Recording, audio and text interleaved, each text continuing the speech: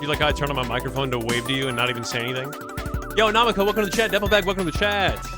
Darn, I thought I would be the only one. What would you do? What would you do with that stream? What would happen if that was the case? Top Guy, welcome to the chat. A Human Being, what's up? Welcome to the chat. Tic Tac Peep, welcome back. Future, welcome back. Bourbon, welcome back. Eugene Harold Krabs, welcome back.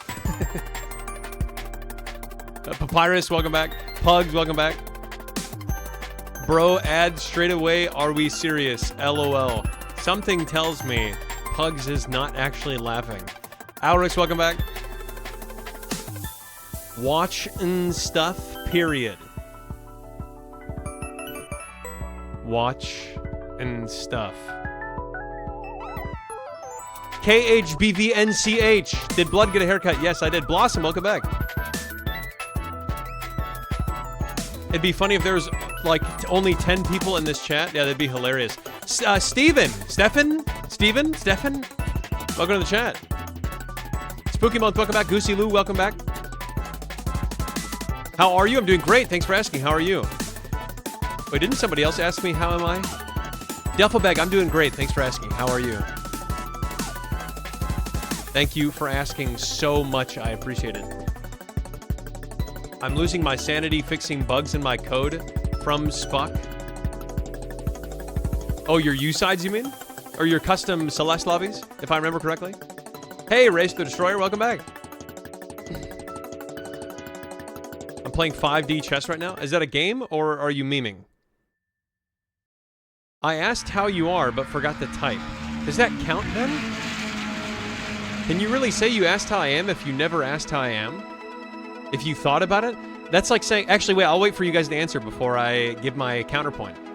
Juno, welcome to the chat. What's going on? Renee, welcome to the chat. Been a while. I promise I'll try to be more active on the streams. Renee, you can do whatever you want. You can do whatever you want, and you don't have to justify anything. You just do whatever you feel like you need to do. Nope, and my new Blitzkrieg mod.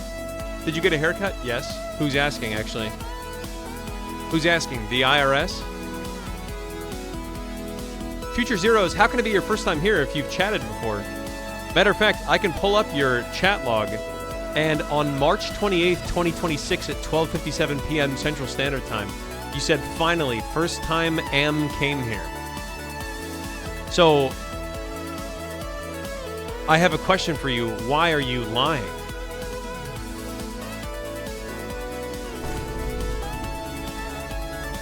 Now I don't know what to believe. Loki, I missed the announcement a few weeks ago. Was it about streaming more? Yes, I'm streaming more. I'm streaming. So if you look at my schedule on Twitch, I'm streaming every single Tuesday, Thursday, Saturday from approximately, it's going to be around 1 p.m. Central Standard Time unless something happens. Like today I started like, what was it? 4 minutes late, 3 minutes late. Something like that. And then also, I'm uploading daily videos to a new channel that I'm intentionally not advertising on my Discord and intentionally not advertising on my main channel or my Clips channel. But if you guys want to know, it's at Trevor Treehouse on YouTube. If anyone's here in the chat right now, it's at Trevor Treehouse on YouTube. Deja Vu, welcome to the chat. What's going on? Welcome back. This is not my first chat. Something tells me that's that person's first chat. When was the first time I chatted? I can't remember. Am I curious? Namiko, do you know how this works? Because I would have to... Do you know how far I'd have to scroll back to figure this out? It's very long. There's no way... You have 1,000+ messages. There's no way I'm going to scroll all the way back to find your first message. If we unfollow and follow, does it show us first time chatting? No. So that's not how 7TV works.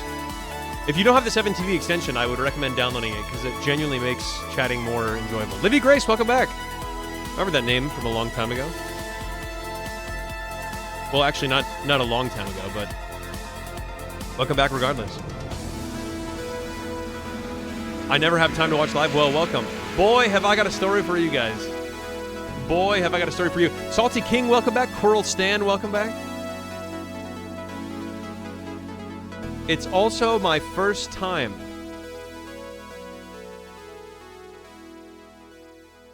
Sinner's Road song in the background? It's... Oh my god, it was. I never... that's... I never, like, think of that song as the Sinner's Road song, but yeah. I almost just died right there, by the way. Did you guys hear that? Wow, Future Zeros, wow. You know what? You know what, honestly? March 28th, 2026. Finally, my first time M came here. Today, hi, first time here. Hi, first time here, smiley face. All right, I gotta go to sleep, by the way. What is that? Am I not more important than sleep? Don't answer that question. Don't answer that question, but I should be. Hi, can't chat for a while, but wanted to say hi. Hey, Soup Critter Name, welcome back to the chat. Hey, this is my first time on chat. Obsidian Claymore, I believe you. Wait, the account was created today. That account was created today. I'm a little sus about that. Trevor, what do you think of this emote? If it expresses... If you like it, then that's great. That's what I think about that emote. Trevor is Unk, he's my brother, and I have a daughter. I'm not lying. I mean, when you put it that way, that actually makes sense. Another story? Yes. Yes, it is. It's like this story... Bro, I swear to God, I have a philosophy behind why I have stories. And I'm curious as to what you guys are going to think about that philosophy. Hi guys, it's my first time, Alrix. Following, subscribed for 18 months. Following since September 22nd, 2024. Hey, Banana Dude, welcome back. What's the age threshold for Unk? I don't know. That's a good question. I think it just depends on who you're asking. Because, like, I feel like people that are 23 years old get called Unk, right? As soon as you graduate college, people are classifying that as old enough to be Unk. Story for why he has stories. So, guys, anyway, here's a story about why I have stories. I'm skipping this song there, I said it. Can you imagine that? Can you imagine I have to tell a story about why I have a story? Wait, this is the... Hang on. I can't listen to this song the same way again. We're skipping this song too. W ads. Did ads start? Why? I'm trying to understand why somebody clicked on the stream and got an ad right away. That's not even me. That's Twitch. Don't skip songs, Anga. Too late.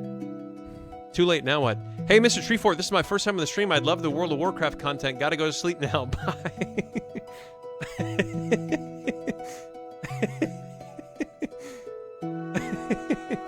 Hey, thanks, Deja Vu. Thanks for stopping by. I appreciate it. My philosophy about your philosophy is you're an Unk who likes to tell stories. I can't even deny that, honestly. I can't even deny that. I have no rebuttal. Facts. Pre-rolls? No, I have pre-rolls off, though. Which is weird. Same happened to me. Twitch ad sucks. I think that there's, honestly, I think Twitch will put in ads where you as the creator have not chosen to put the ads. Because if some of you guys are getting ads before they start playing on my end, that's not even me doing that. I have ads on, but it's only because I don't want pre-rolls to be on. There's basically two schools of thought here, guys. There's two schools of thought behind, like, there are two schools of thought if you're a creator on how you can have ads. Number one, you're already a millionaire, and you like to virtue signal that you are a millionaire by saying, I keep pre-rolls on, and then I never play ads throughout my stream because I don't care about money. It's like, okay, millionaire, that's great. Thanks for making the rest of us small creators feel bad. Thank you for signaling that. You know what I mean? Like Moist Critical being like, oh yeah, I don't even use ads because, you know what I mean? I respect the people. I don't need the money. And then there's me over here in the corner, you know?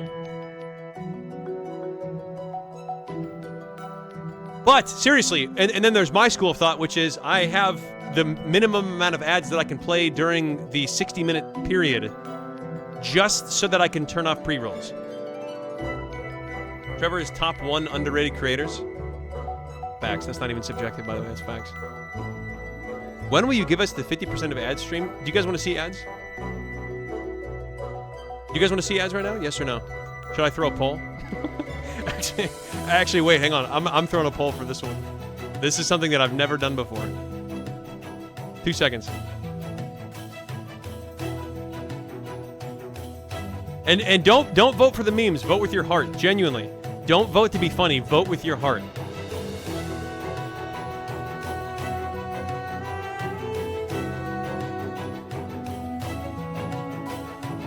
If you say yes to this, I'm gonna make like 5 cents. So don't think that you're supporting me or anything. What? Where did the option go? There. Ads are evil additions. I can't beat the third trial of the fools. Well, Mr. Coolin Colin, maybe have you considered the fact that you're not the champion of fools, and so you probably, you know what? My advice is give up. That's my advice. Give up and stop chasing your dreams.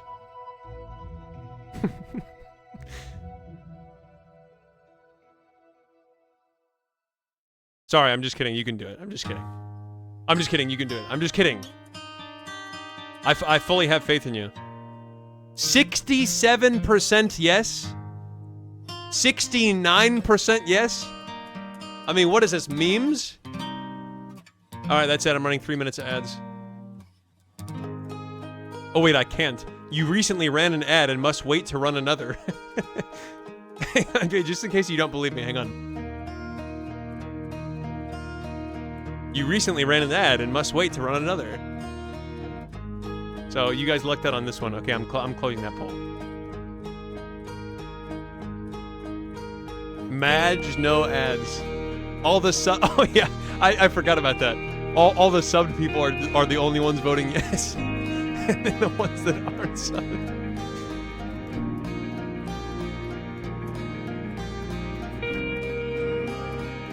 Oh, life. Hey, Petuni, welcome to the stream, by the way. Did anybody see anybody else? Can somebody comment in the chat if I missed somebody else? Who else did I miss? Oh, Stargazer. Welcome to the chat. What's going on? This is why they say don't meet your idols. Wait, I was kidding though. Wait a minute. I was just joking. You can do it. Guys, can't we joke around anymore here? Isn't everyone okay with just joking around a little bit?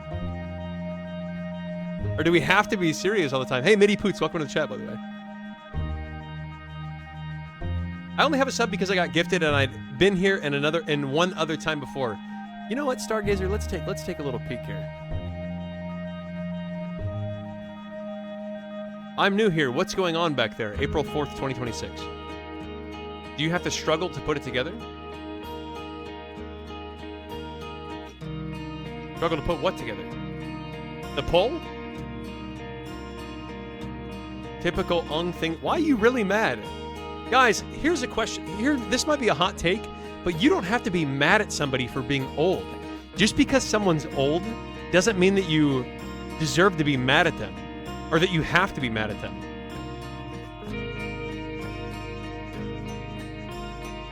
Hang on, I forgot to pull up a picture. 2 seconds. I forgot that I need a picture here.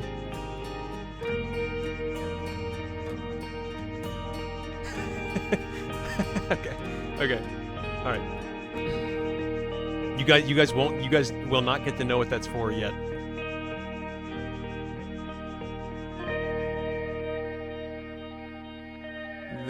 Wait. I just lost Twitch chat. Oh, there we go. Okay. 2 seconds. 2 seconds. I just lost Twitch chat. 2 seconds. Okay.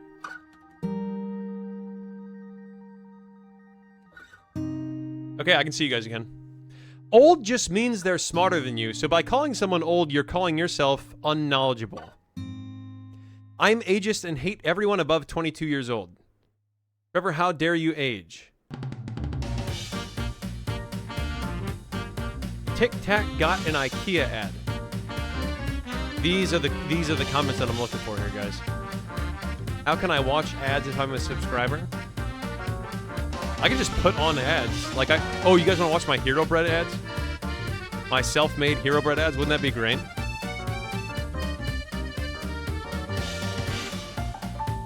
I ordered a tablet stylus from Temu for just under $1, and it just got here. LOL. Gonna see how bad it is. People actually... Is Temu a real thing? I thought it was just a meme. I get that a 10-year age gap usually means we don't mutually understand our differences. It's unfortunate. I can understand your guys' pain, okay? I'm a 31-year-old man, and I can understand your pain. Don't believe me? Don't believe me? Watch this. Sometimes people can be mean online.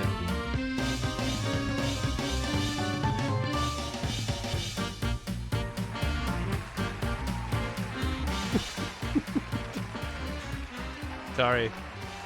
Fix it! Hello. First chat found you via YouTube Shorts for Silksong and I've been watching your playthrough top tier entertainment. Yo, welcome to the chat. What's going on? Welcome to the chat. Yeah, I mean, I thought Temu was just like a meme for things that are like bad quality, like off-brand cereal or something. It's like Alibaba but more scammy. Then why does anyone buy anything from there? Is it like a gamble? When you buy stuff off Temu, is it like a gamble whether or not it's going to be a scam or legit?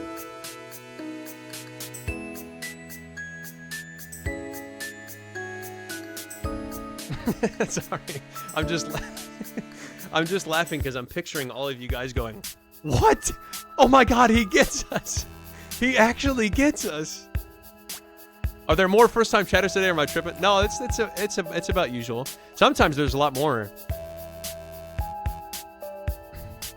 Some guy bought a drill and got a picture of a drill. Okay, so it's a scam. Okay, so yes, it's a scam. Why does anyone buy anything off Temu? You know what? When there's 10 years in between you and somebody else, you can't understand. There's too much cultural differences. Because I legit don't understand why anyone would buy anything off Temu. Temu is like online shopping if you want viruses and child labor. Am I missing something here? It's the final boarding call for Boomerang Bros. Why does anyone buy anything off Temu then? It might be the dining room table you wanted or a child from Romania.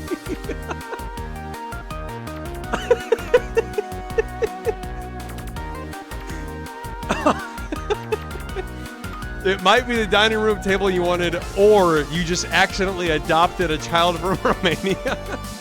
You know what? Now I get it. You guys are saying depends on what you buy. If something is much cheaper than it should be, it's going to be a scam. But if the same, less expensive than the OG product, then it's good. Well, you can say the same thing about eBay. You can say the same thing about... Well, I don't know. Where else do people buy stuff? eBay, I guess? I would literally never buy that shit. It's cheap and the advertising is misleading. Halo Go Bert. Yeah, there's too big of an age gap.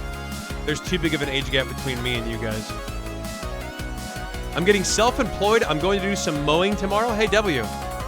Thank you for refraining from saying the J word because a lot of people in here get triggered from that. So I appreciate you keeping everybody's emotions in mind.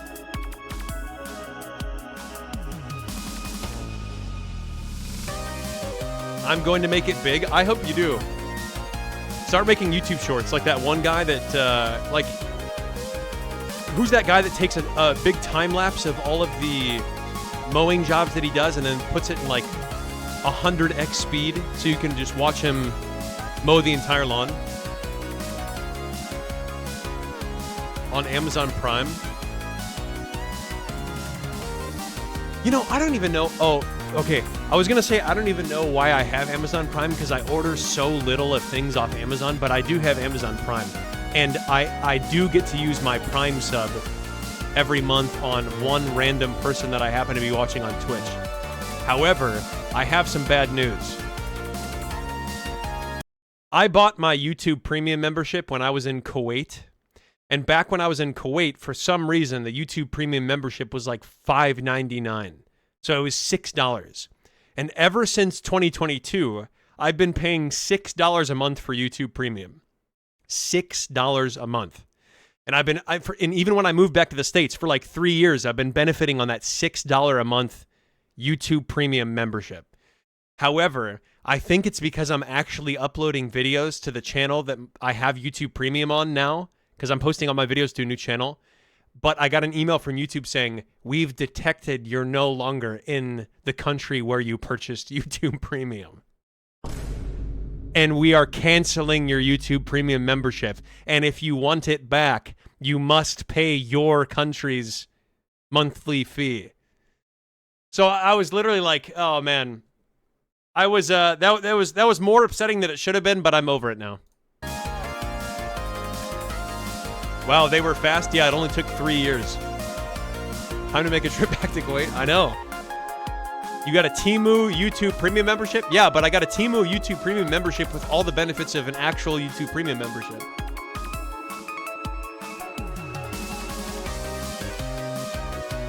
Why were you in Kuwait? I was teaching physics. This is not an actual Mario Kart track, but it is Sunshine Airport by the creator, oh, what the hell is this guy's name? Neon X, I think? Neon X game remixes. Every single song that creator makes is a banger. Genuinely, it's super good. IRL stream in Kuwait is gonna rock. No, people, the majority of Kuwait would not like to, like, you can't walk around and film in public. Most people are gonna shut that down. It's not like the United States. Guys, this may be a shocker to you, but not every country is like your country. And I know that's not what you're saying. I think you were making a joke, but I just feel like I need to say that. Albania doesn't get YouTube ads, so some people use Albanian VPN to watch YouTube. Hey, Docja, welcome to the chat. Have you guys ever heard this song before?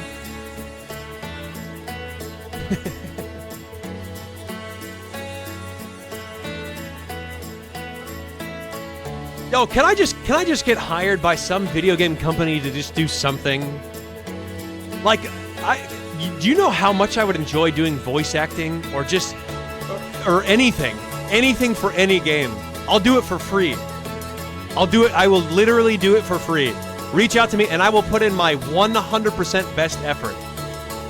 Like, I'll put in a lot of time to make sure that it's good. Didn't you make a YouTube short with this song? Yes, I did, yeah. I did. I was sarcastically asking if anyone knew that song. Do you have any tips for getting past the anglerfish on Dark Bramble and Outer Wilds? Because I've been stuck on that for a while. I'm afraid that if I told you the answer to your question, that it would ruin the game for you. So, Bourbon, what I'll say is backtrack, look at your ship log, try to find any hint you can. Just follow every lead that you have. I'm down for anything, Is that what? I need to ask what type of connotation is behind that comment before I respond to it. Right, Edmund McMillan to voice act for a cat in Mugenics? You guys don't think I could voice a cat? Watch this. Now, okay, now if I was an ordinary person, I would just go like meow, meow, and then I would be trying to farm +2s. But like, I imagine a cat would sound like I imagine a cat, like, on the side of the street would sound like, hey, hey, kid,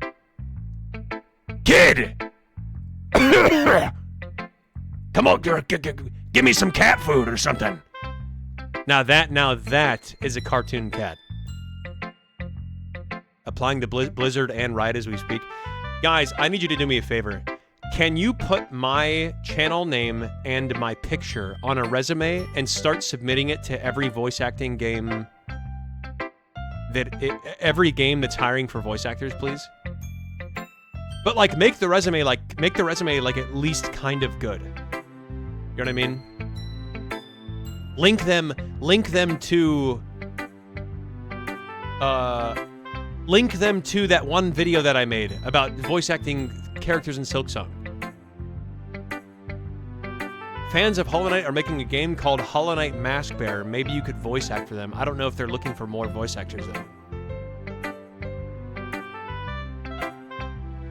That sounds just like my cat. They need you to voice a toilet? I could voice a toilet. I could voice a toilet. Easily. I would voice it like that one character off Rick and Morty, the guy who's working the health spa, where it basically just sounds like he has phlegm in his throat.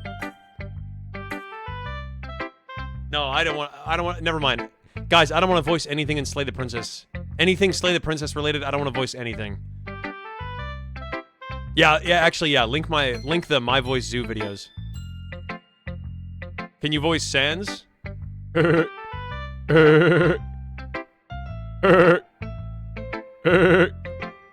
Yes. Mr. Poopy Butthole. That got auto-modded, by the way. Mr. Poopy Butthole. What does he sound like again? Ooh-wee! Ooh-wee! Oh, that sure was interesting. Or whatever. Isn't that how he sounds? I feel like that's just Morty. Oh, geez, Rick. Morty, you got to turn on the boots before you use them, Morty. Oh. Guys, honestly, you know what? I'm gonna do it. I'm gonna give myself one of those.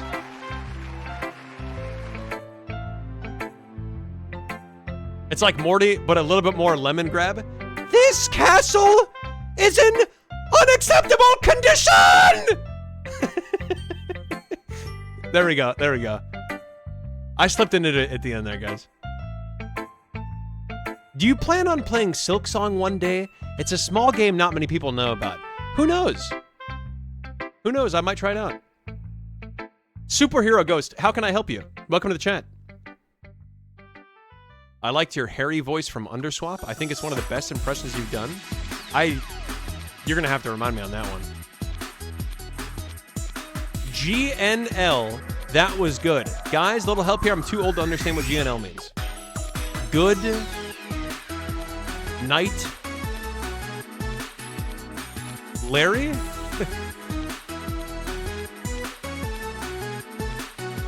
Oh, not gonna lie. Okay. I told you guys I'm young. I told you I'm young, guys. All right, I've got a story for you guys. Are you ready for this? Genuinely. All right, so everyone go get your popcorn. Go get your popcorn and lock in, because if you're here at the start of the stream, you are now getting all of the context you need to understand this story. But I kid you not, this is going to be a good one. So lock in. I got my story music right here. Okay. I have a couple of tabs here that I need to show you guys. So I'm gonna open these and get these ready. Okay. So, I don't know if you guys remember this, but last Tuesday, or sorry, the Tuesday that just passed was Cinco de Mayo. Don't believe me? Look at your calendar. It's literally May 5th. It was Cinco de Mayo. Now, I also don't know if you guys remember this, but on May 5th, we did one thing to celebrate Cinco de Mayo together in this chat. And to be honest, it was a little impromptu. It was a little spur of the moment. I didn't put much thought into it, but the first Spanish-related song that came to my head was this song, and we ended up singing this for karaoke on Cinco de Mayo. Is this one. El cielo no es el sur, ay mi amor, que es rojo, dices tú, ay mi amor, ves todo al revés, ay mi amor, creo que piensas con los pies, ay mi amor. Now, I'm singing this song an octave lower of where the song is supposed to be. But the point of me saying this is that we sang Un Poco Loco from Coco for Cinco de Mayo. Oh, holy cooking, by the way. Holy cooking. Guys, write that one down. That was bars right there. Now, the reason why I'm saying this is because I was planning on doing nothing for Cinco de Mayo on Tuesday. However, after I ended stream, I got a text from Sharon. You guys remember Sharon? Well, it's your lucky day, because if you don't, I have a picture of her right here. This is my second ever fan interaction that I've ever had in my entire life. This is Sharon. And I've already told this story, so I won't mention it. Sharon is the second person that's ever recognized me in public and actually was a legitimate fan. Sharon was quoting things from Sinners Road. Sharon was quoting Sinners Road videos. Now, guys, the reason why I'm saying this is because I'm trying to say yes to doing things more often. I feel like it is genuinely a good thing to do. And the reason why, here's my philosophy. Remember how I mentioned my philosophy back before this, like as soon as the stream started? My philosophy for doing things more? I'm noticing that I have a lot of stories, a lot of genuine stories that I can tell that are interesting, but it was back before I started streaming. Because before I started streaming, I was actually doing interesting things. However, since I've started streaming, most of my time is spent online or editing or not necessarily going out and doing stuff. Does that make sense? So the more that I'm living this life as a streamer and as a small content creator, the more that I'm realizing I probably should be actively trying to do more stuff so that I can make more experiences, not necessarily just to have more stories, but just to be more interesting. Because there's only so many times I can say, guys, I edited videos for 6 hours today. Isn't that fun? Isn't that great, guys? You know what I mean? It's not interesting. Now, just to give you a little bit more context, because I forgot to mention this, Sharon is also the person who's the first person IRL to ever say this to me. I'm not making this up. I'm not making this up. This is genuine. I saved your number as Bone Bottom, by the way. I figured you should know. I swear to God, I'm not making that up. That is a legitimate text message that I received from Sharon. I swear to God, I'm not making that up. That's legitimately a text message that I received. Now, Sharon messaged me right after stream ended, by the way. It was literally like 10 minutes after the stream ended on Tuesday. Sharon messaged me and said, hey, we're going to do karaoke at this bar downtown in Austin. If you want to come along with Jameson, feel free to invite him. You can come along and we can sing songs or we can just watch people sing, whatever. So I thought to myself, I'm like, oh my God, I really don't want to go. Like, it's not that I really didn't want to go. I didn't want to leave my house. You know what I mean? I didn't want to put in the effort to like leave my house and have to drive for like 20 minutes one way and then find parking, drive 20 minutes back. It's just a hassle. Like, if I have to choose between leaving my house and not leaving my house, the more comfortable thing is not leaving my house.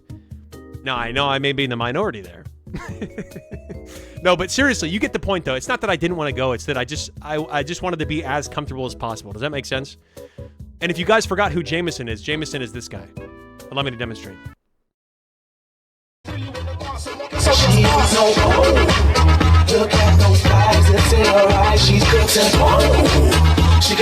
So that's who Jameson is, just in case you forgot.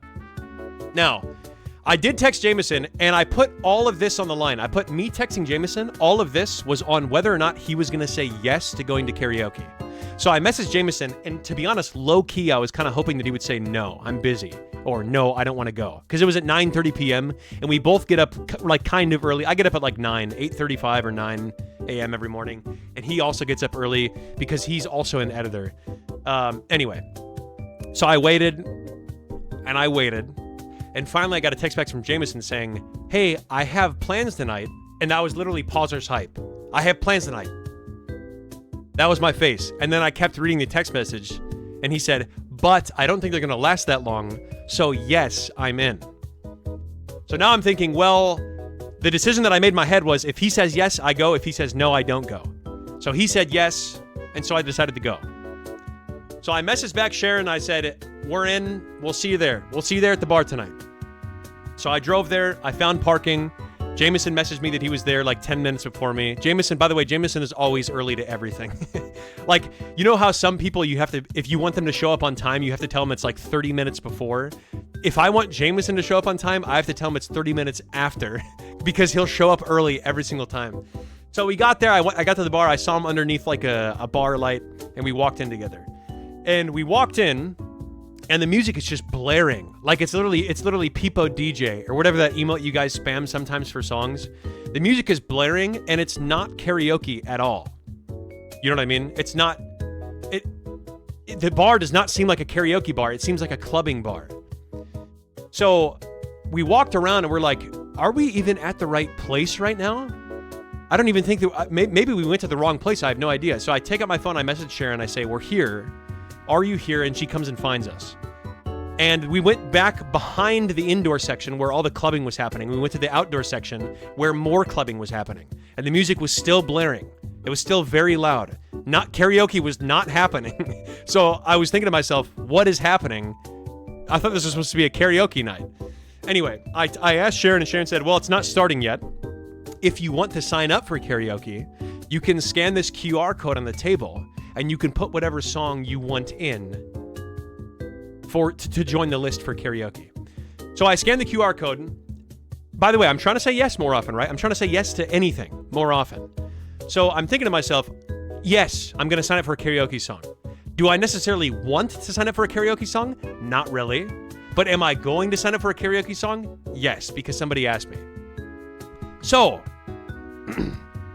I scan the QR code. I have the list open. I type in my name, and I'm thinking of the song that I want to sing. Now, do you guys remember how I told you that we sang Un Poco Loco for Cinco de Mayo during stream on Tuesday? I said out loud, I'm like, you know what I'm going to sing? I'm going to sing Un Poco Loco. And Sharon got so excited. She's like, really? You're going to sing Un Poco Loco, really? Because Sharon actually speaks Spanish. Sharon grew up the majority of the time in Colombia for her childhood. So she speaks Spanish. She got super happy. And it's also Cinco de Mayo, guys. When in Rome, or when in mayonnaise, when in Cinco, you have to de Mayo, right? Isn't that what that quote says? So I decided I was going to I'm serious. I typed in Un Poco Loco, and I decided I was going to sing that for karaoke. And I joined the queue. I have no clue what number I am in line.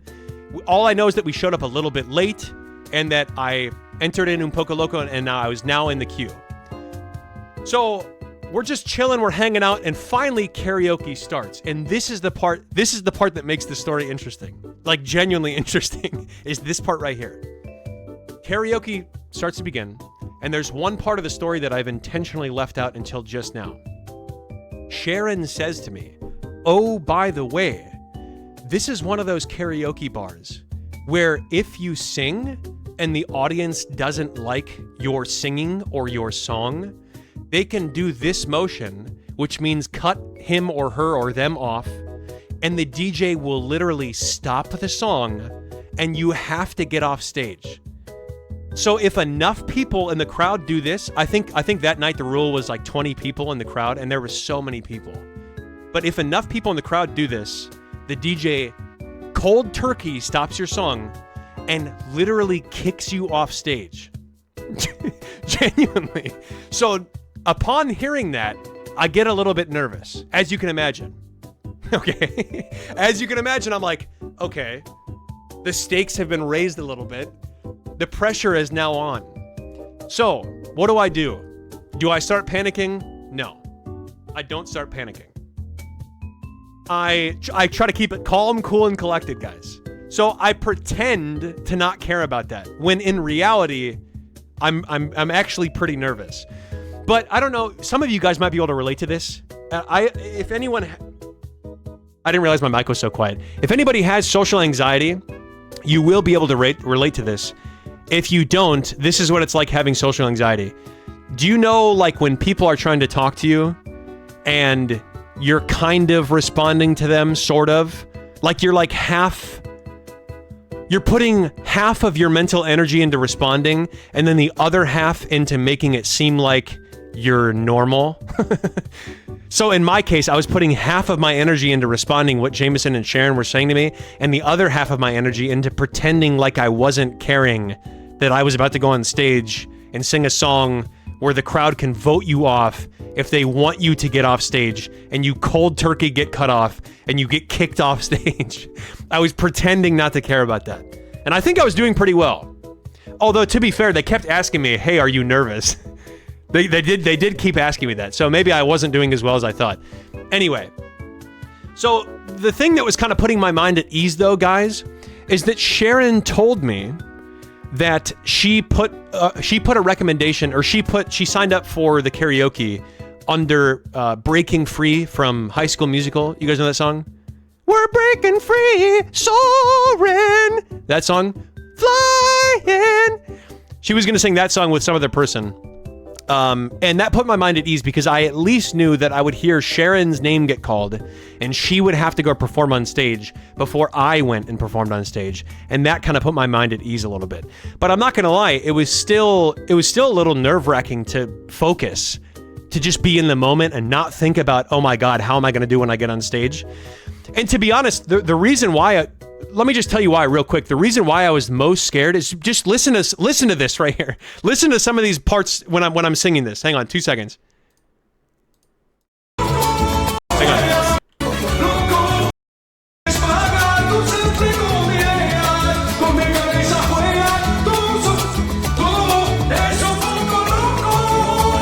Like I was like stumbling over my words. I didn't know, I hadn't heard the song enough to know how well it went. So this is what I was thinking of in the back of my head. I was thinking, oh my God, these notes were hard to hit. And number two, I was stumbling over my words. So what if I do that when I get on stage and everyone just cuts me off and I have to leave the stage? That's what I was worried about. So can you even blame me? Anyway. So moving on, guys. Now, moving on from the story, going back to that, my mind was put at ease because I knew that Sharon was going to get called on stage before me, and I could at least watch her and just see somebody that I know go on stage and either do really well or just be more familiar with how the formatting went. Make sense? But as the karaoke night started, the first two contestants were voted off. So the first two contestants walked on stage, and you could just see they were nervous. And the crowd did vote them off. They weren't even nice. Like they didn't even try to be nice for a little bit. They got voted off. And one lady walked on stage and said, "Hey, I'm just trying to have." I'm not joking. I'm not making this up. One lady walked on stage and said, "Hey guys, we're just trying to have fun right now. So please don't vote us off because we're just trying to have fun. Please no scissors. Don't scissors us." And I'm no joke. 30 seconds into the song, instantly she got voted off. Her and her friend got voted off. Matter of fact, when she said, "We're just up here trying to have fun, please don't scissors us," like I saw 5 or 6 hands go into the air and just start doing this. Immediately. No hesitation, instantaneously. No joke. So the crowd started getting a little rough. Like the crowd started getting a little hectic, a little harsh, which made me even more nervous. But like the whole time, like I was pretending like I wasn't, you know what I mean? I was like, I had my little cup of water and I was like, ha, ha, ha, ha, ha. Yeah, no, I'm fine. I'm totally good. But actually, wait, I have a picture for this. The best picture that I can describe how I was feeling was this. This is the best way that I can describe how I was feeling. Like, imagine that there was a camera in the crowd and it was panning around to the different people of the crowd, and then it would pan over to me, and this was me trying to play it cool. This was me keeping it together. No joke. That's actually how it felt. No joke. So, I started noticing a trend though. It's not all doom and gloom. I started to notice a technique or a pattern in what the crowd did like and what the crowd didn't like. And let me tell you something, because this is kind of a life hack. This is kind of a life hack that you yourself may be able to use, because I used it this night. I noticed that the people that were never getting voted off were the people that would walk on stage and just have confidence and energy. That's it. Now, I won't necessarily talk about the demographic of people. Well, okay, I'll just say it because now it sounds weird if I don't say it. It was basically just a bunch of white guys. If a white guy walked on stage and was like, "Woo! Woo! Come on, guys, get hype! Let's go!" The crowd just latched onto that energy and latched onto that confidence and was more so just enjoying somebody have fun than critiquing whether or not they were good. And to be honest, most of the time, the people like the same white guys that just had a lot of confidence, that just started screaming, they weren't even that great, but they just had a lot of energy, and it was fun to watch them be happy. Googie, thank you for the 6 months. I appreciate it. W, thank you for the 6 months. I appreciate it. So, I started to take note of that. And I started to think to myself, if I'm going to go on stage, I'm not going to show at all that I'm nervous. I'm not going to show at all that I have any sort of nerves at all. I'm going to go up there and just start having fun. And that's going to be my strategy. But remember, I was waiting to hear Sharon's name get called because she submitted her song before me. So after a while, it started to become like 11 p.m. and I go, Sharon, I'm going to leave it like 11:30 because I have to go home and like get up early and start editing videos. So if my name gets called after 11:30, I'm leaving. And she got really sad about that. And then I was hoping Jameson would back me up. I said, I was like, ask Jameson. If Jameson wants to stay till midnight, I'll stay till midnight. And I was really banking on Jameson being like, no, I have to get up early too. But she asked Jameson and he goes, yeah, we can stay till midnight, sure.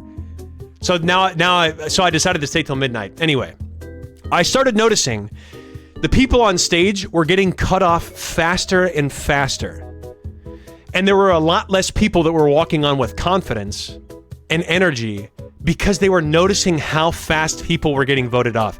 One guy walked on stage and I kid you not, one guy got voted off in like 10 seconds.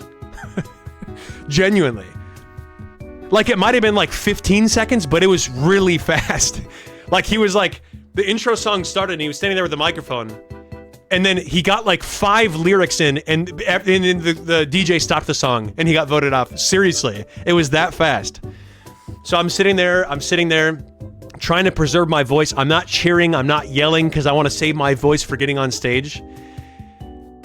And then I hear my name. Not Sharon's name, I hear my name. So I sit there and I'm waiting and I'm like, surely it has to be a different Trevor that gets called. Surely this has to be a different Trevor that's getting called because Sharon submitted her name before mine. Sharon has to get called before me. And I waited like 3 seconds. Nobody else was going on stage. And the DJ started going, Trevor? Trevor, are you here? And so I started running on stage. I was like, oh shit, that's me. I started running on stage. So I walked up on stage and I'm just thinking in my head, I'm like, oh my God, please tell me that I can at least somewhat hit these lyrics. And the only thing I was thinking in my head was, be energetic and have a good time. That's it. And I'm thinking back in my head to what the actual Miguel from CaseOh does when he's on stage. And what he does is he just does like a bunch of like he just does a bunch of those and really gets into it. And so I grabbed the microphone and I'm just thinking, okay, have energy, mimic Miguel, have energy, mimic Miguel. And this is how it went. Actually, wait, I want to tell you from my perspective. I'm going to show you the video. I'm going to show you the video for how it went, but I want to tell you my perspective. So I started doing that. I started going, and no joke, it was working. It was working because the crowd loved it. The crowd loved that. And I hadn't even started singing yet. But I had to win them over, you know what I mean? I didn't want to get voted off in 10 seconds, so I had to do something. So I got up there, I started doing like twists. Like I was doing like twists and spins. I was doing a little bit of this. A little bit of that on stage. I kid you not. But I started singing. And I asked the DJ, I'm like, did you put on the Spanish version or the English version? And he goes, Spanish version. Yeah, I put on the Spanish version, don't worry. Because that's the version I practice on stream, right? But little did I know, the DJ may as well have been going, I put on the Spanish version, trust me that one. It's a Spanish version. Because he put on the English version. And I kind of had the Spanish version, like sort of muscle memory memorized in my head. Because I've listened to that one way more than I've listened to the English one. Anyway, it took me off guard, but I just started singing. And I was just being energetic and dancing and giving it my all. And you guys know how, you guys remember if anyone was there for Tuesday's Un Poco Loco, the karaoke session, there's like 45 seconds of silence or like music, instrumental, where you just sit there and dance. And I knew that was coming up. So I knew that I was just going to do 2 things. I was going to do a bunch of and I was going to do a bunch of dancing because you guys, you can't lose the crowd. Once you get up there, you can't lose the crowd. You have to keep them on your side. And I was doing that a bunch and people were just soaking it in. They were loving it. So eventually what happened was once the song, after that big instrumental dance break, there's a key change to go higher than the normal song. So like if the normal song is Un Poco Loco, it goes to Un Poco Loco. It just like, it takes like a step up. So it's harder to sing because it's higher pitched. You know what I mean? And I miss that. But the DJ like I started singing again, and I was singing off key. I was singing in the same key the song started. I did not change keys.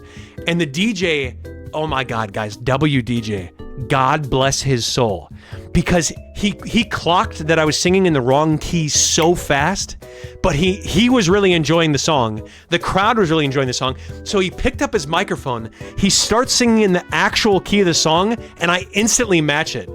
Like I knew something was off, but he saved me so quickly. So W that guy. But I matched it, and I was hitting notes. I was hitting notes that I didn't even know that I could hit. Genuinely. I'm not even just saying that. I was hitting notes that I was unaware my voice was capable of hitting. Genuinely. And I was just getting so amped up and so hyped with it. And you can see at the end of the video, I was feeling it so much that at the very end, the DJ again picks up the mic and starts singing the very last line with me.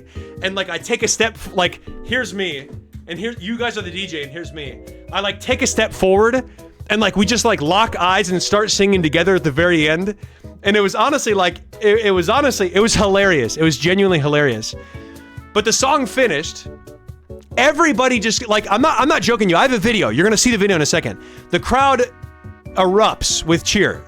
And as I'm walking from stage back to where we were standing, because we were standing like in the back almost, as I was passing groups of people, they were like, bro, you killed that. You killed that.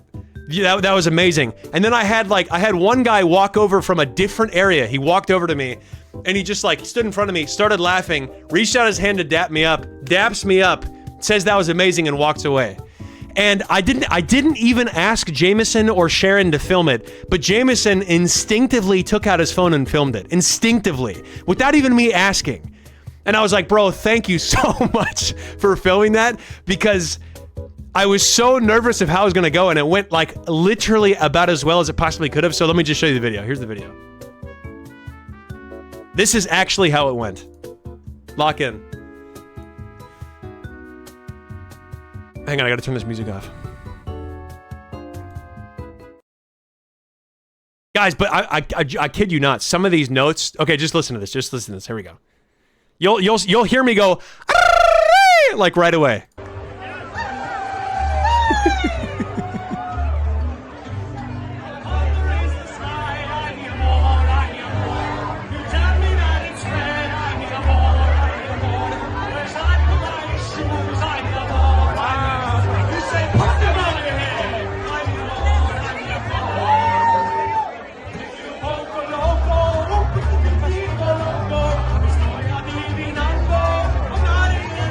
Right there, you heard me say estoy adivinando, because I was doing so many spins while I was singing that I forgot I was singing the English version and started singing the Spanish version. So I was like combining the Spanish version and the English version.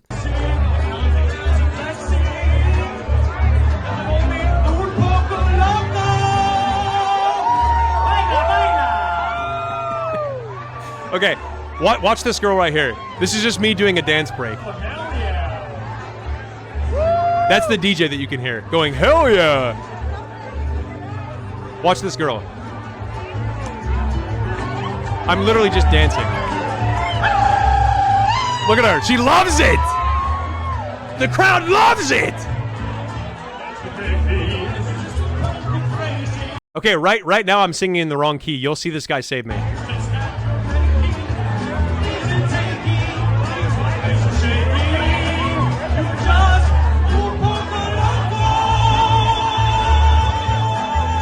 How the fuck did I hit that? How did I hit that note? I've never tried to hit that note in my entire life. I have no clue how I did that. I just did it. What is that?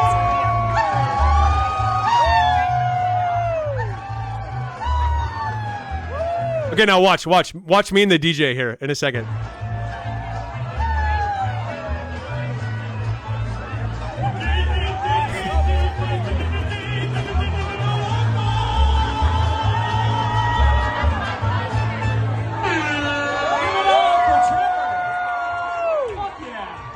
The DJ goes, fuck yeah, give it up for Trevor. So guys, My philosophy on life is this. My philosophy on life is this, as of right now. This story that happened to me has inspired me to do something. Now, if anyone knows that I'm doing this, I'm not going to say yes. But this story has pretty much inspired me to say yes to as many possible things as I could possibly say yes to. So from now on, I'm just going to start doing stuff that's asked of me within reason. I'm going to start saying yes way more often. And we're just going to see where life takes me, you know? So when's the first date? I don't think it's going to be like that. Guys, this might be a hot take in 2026, but if two people are of opposite genders, and they can just be friends, you know?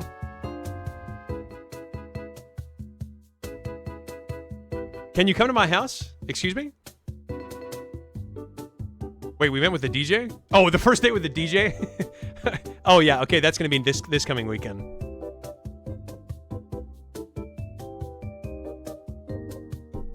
So guys, that's gonna be a YouTube video.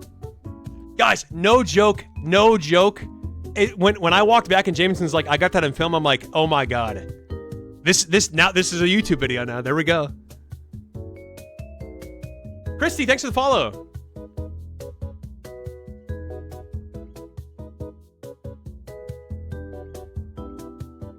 Guys, the variety in the chat here is crazy. How many other people managed to finish their songs? I would say it wasn't as rare. Sharon said that, so they do that in every single Tuesday. They do this every single Tuesday. The fact that it happened to be Cinco de Mayo was just a coincidence. Sharon said the crowd is usually way more ruthless, way more harsh.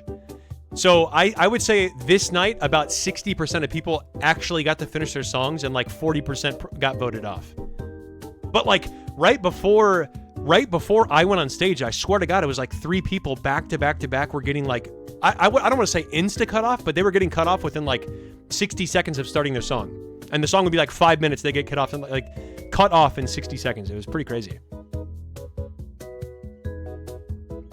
All right, guys, Christy, welcome to the stream. This might be a controversial take, but I have to go to the bathroom, so I'll be right back.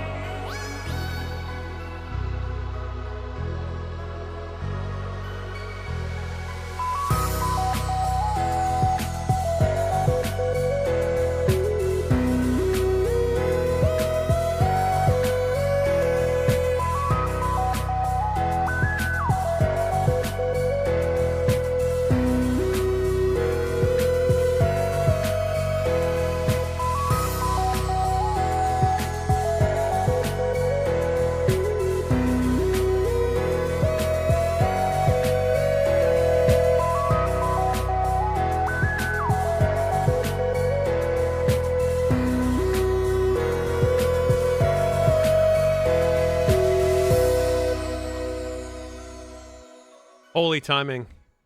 And I left late. I left late and I'm still on time back.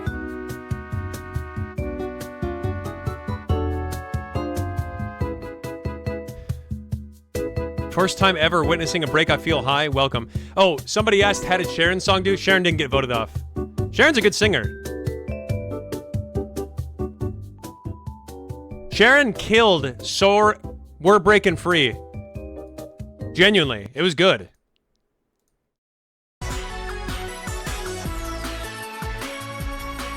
She did not get voted off.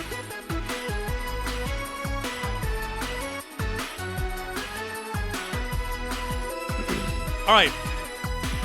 Guys, next thing we have to do is... how has your day been? It's been well. Thanks for asking.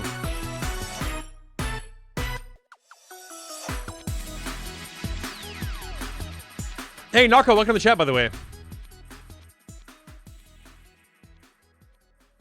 Okay, guys, next thing we're going to do is there's a video that came across my feed by one roommate by the name of Ravioli. And the video is about CaseOh that I really want to watch. So we're going to watch The Cost of Becoming CaseOh, which I think I just closed, but hang on.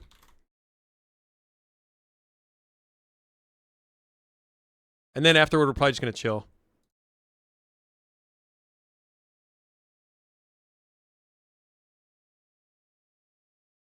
For whatever reason. Okay. I wanted to watch this video. Ravioli sent it to me. I watched the first 15 seconds and then paused it because I thought it was going to be a banger to watch. So this, I watch CaseOh every day. Bro, sometimes CaseOh's a vibe. Genuinely. Sometimes CaseOh's a legit vibe. Like, I feel like I kind of have to be in the mood to watch CaseOh, but I feel like when I do watch him, I'll watch him for like 2 hours at a time. It'll never be for like 5 minutes. It'll be for like 2 hours. Pre-watching videos. This video's 22 minutes and 33 seconds. I watched 15 seconds of it. All right, guys, clock in. Now, full transparency, I've already seen the video, The Cost of Becoming Jinxie, I think from this guy. Or maybe, I think I saw The Cost of Becoming Ludwig. I don't remember what I saw. But this guy is, 2 seconds. For whatever. This guy is the golf cart. And I've seen some of his videos before. I don't remember if it was The Cost of Becoming Jinxie or The Cost of Becoming Ludwig. But I thought it was really good. So, The Cost of Becoming CaseOh. Let's see The Cost of Becoming CaseOh. For whatever reason, the internet loves the spectacle. The bigger it is, the louder it is. The more expensive it looks, the better it performs. Look at the top of Twitch right now. It's flooded with million-dollar mansions, celebrity subathons, streamers buying their 10th dream car. Everything seems to be built around the question. Now, here's what I will say, guys. January 1st, 1994 was the year that I was born. No, seriously, I was watching... I don't watch... not CaseOh. I don't watch iShowSpeed. I've just seen clips of iShowSpeed. But as I decided to, I think it was Monday or Wednesday, I clicked on iShowSpeed's stream, and he's currently touring, like, all of Puerto Rico. And, bro, like, the content in that stream was so insane. Like, just think about competing with a streamer like iShowSpeed. He's literally going from one cool thing to the next, and he's walking around like the main character. Like, you know the memes like, oh, bro thinks he's the main character? iShowSpeed is the main character. He's walking around in day-to-day IRL life as the main character, and everybody wants to be his friend, and everybody wants to show off the coolest things to him.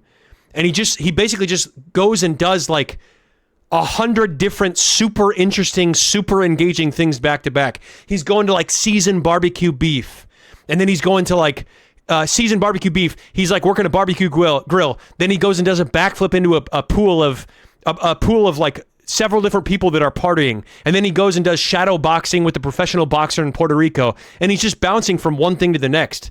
It's like he's playing a video game in real life. It's crazy. And I'm just thinking to myself, I'm like, how does anybody compete with this? Like, why does anyone watch anybody besides iShowSpeed? You know what I mean? The content there is it's just unbeatable. You just can't beat it. It's crazy. It's absolutely insane. How much money can we burn on camera? And then there's this guy. CaseOh is interesting because on paper, he's doing almost everything wrong. His production quality is kind of garbage. CaseOh, where'd he come from? 200,000 viewers playing Fall Guys yesterday. Yeah, it wasn't even zoomed in or cropped. His setup isn't designed to be some massive content machine. Half the time he's live, he's playing some random game most people have never even heard of. Your costume sucks, kid. I mean, when your entire job is getting people to watch you, you don't turn down a Mr. Beast video. But CaseOh did. CaseOh did not respond to my message. And somehow, despite doing the opposite of what the internet tells creators they're supposed to do, he's still one of the biggest streamers on the planet. How does that happen? The honest answer... You know, okay, I haven't pre-watched this. But if I had to guess what it is, CaseOh is just... I don't think anyone would disagree with the fact that like people poking fun at his weight is part of the reason why he blew up, because there's so many clips of those. But if I had to guess, it's how he responds to them. Like, he does yell at the messages and pretend like he's mad, but then he says, like, in interviews, he's like, I encourage people to do that because it's like, he basically, I'm really paraphrasing and I'm kind of speculating what he's thinking, but he basically says it just makes for really good content. So he doesn't get offended. He doesn't get angry at the comments. He gets playfully angry and playfully offended for the sake of entertainment. And because he's such a good sport about that, I think is what really blew up his channel. And now he almost has I don't want to say a cult-like following because that's not accurate. But the people that, nobody hates CaseOh. Nobody doesn't, you can not like his content, but nobody hates him because he's such a good sport about everything. And he's such a good streamer. He is a master at streaming. He's a master at entertaining. And to be honest, as I'm sure you guys, this is going to surprise no one, but right around my Undertale videos and my Undertale days was when I was really heavily inspired by CaseOh. So the big flamboyant, loud reactions that I had that everyone or 1.9 million people watched of my Undertale video were heavily inspired by CaseOh. I don't think if I never would have watched him, I never would have done that in my earlier streaming days. Is that none of this should have worked, because CaseOh's had the odds stacked against him since day one. Case Baker grew up in rural Arkansas. His hometown has a population just over 1,500. It's the kind of place where a new Walmart makes the front page, and where the churches outnumber My hometown was 1,900. the stoplights. Towns like that don't have a lot going on. So, as a quiet kid, Case did what quiet kids in quiet towns have always done. He disappeared into a screen, in this case a PlayStation, Call of Duty on repeat. And when YouTube started blowing up in the early 2010s, he was right there watching Nadeshot and the Optic guys build something that didn't exist a decade earlier. He watched gaming turn from a thing you did after school into an actual career. Well, how does this sound? Making a Guys, does anybody here come from a small town? Because that is 100% accurate. Like, I come from Wisconsin, and Wisconsin is like one of the drunkest states in all of the United States, right? Because there's just not, during the winter especially, there's not much else you can do besides like play card games, play board games, play video games, and drink and go to the bar. That's pretty much it. But if you come from a small town, that was like my entire childhood was just bouncing game to game to game and playing games with my friends. Like, that's how I would make friends. The majority of my friends came from, do we play the same video games? And if the answer was yes, we probably became friends. living and even a small fortune just playing video games. The biggest names were clearing their parents' annual salaries in a single weekend. And after watching that, it became Case's dream job. Patuni, your graduating class was bigger than my college. My entire college. The problem was, he knew the odds, especially in his situation. His Wi-Fi was barely good enough to even watch YouTube. Uploading to it or streaming on Twitch, forget it. So he buried it. He graduated high school, bounced between jobs, often working 2 at a time, just to keep the lights on. For 6 years. 6 years of clocking in somewhere he didn't want to be. 6 years of watching other guys his age blow up online doing the exact same thing he'd given up on. By the end of it, Case was broke, burnt out. He was one bad week away from walking into Holy shit, wait a minute, this is CaseOh? By the end of it, Case was broke, burnt out. He was one bad week away from walking into a recruiter's office and signing up for the military. Then his mom stepped in, and she asked him the question that changed everything. Why not take a real shot at the whole streaming thing? What's the worst that happens? Now, streaming is one of the most competitive jobs on the planet, and if you're like Case, trying to pursue it full time, you need to understand, there's levels to this. Oh, please tell me. Please enlighten me. I'd love to hear this. Guys, that's one thing. When I listen to CaseOh talk about, because I've seen different interviews of CaseOh talking about his mom, where he basically says his mom is like his #1 fan. His mom was the one that inspired him to start streaming again. His mom was the one that supported him. And same with his dad. When I think about how my situation is, I feel like my mom supports me, is definitely supportive of me, but she just doesn't understand what I do.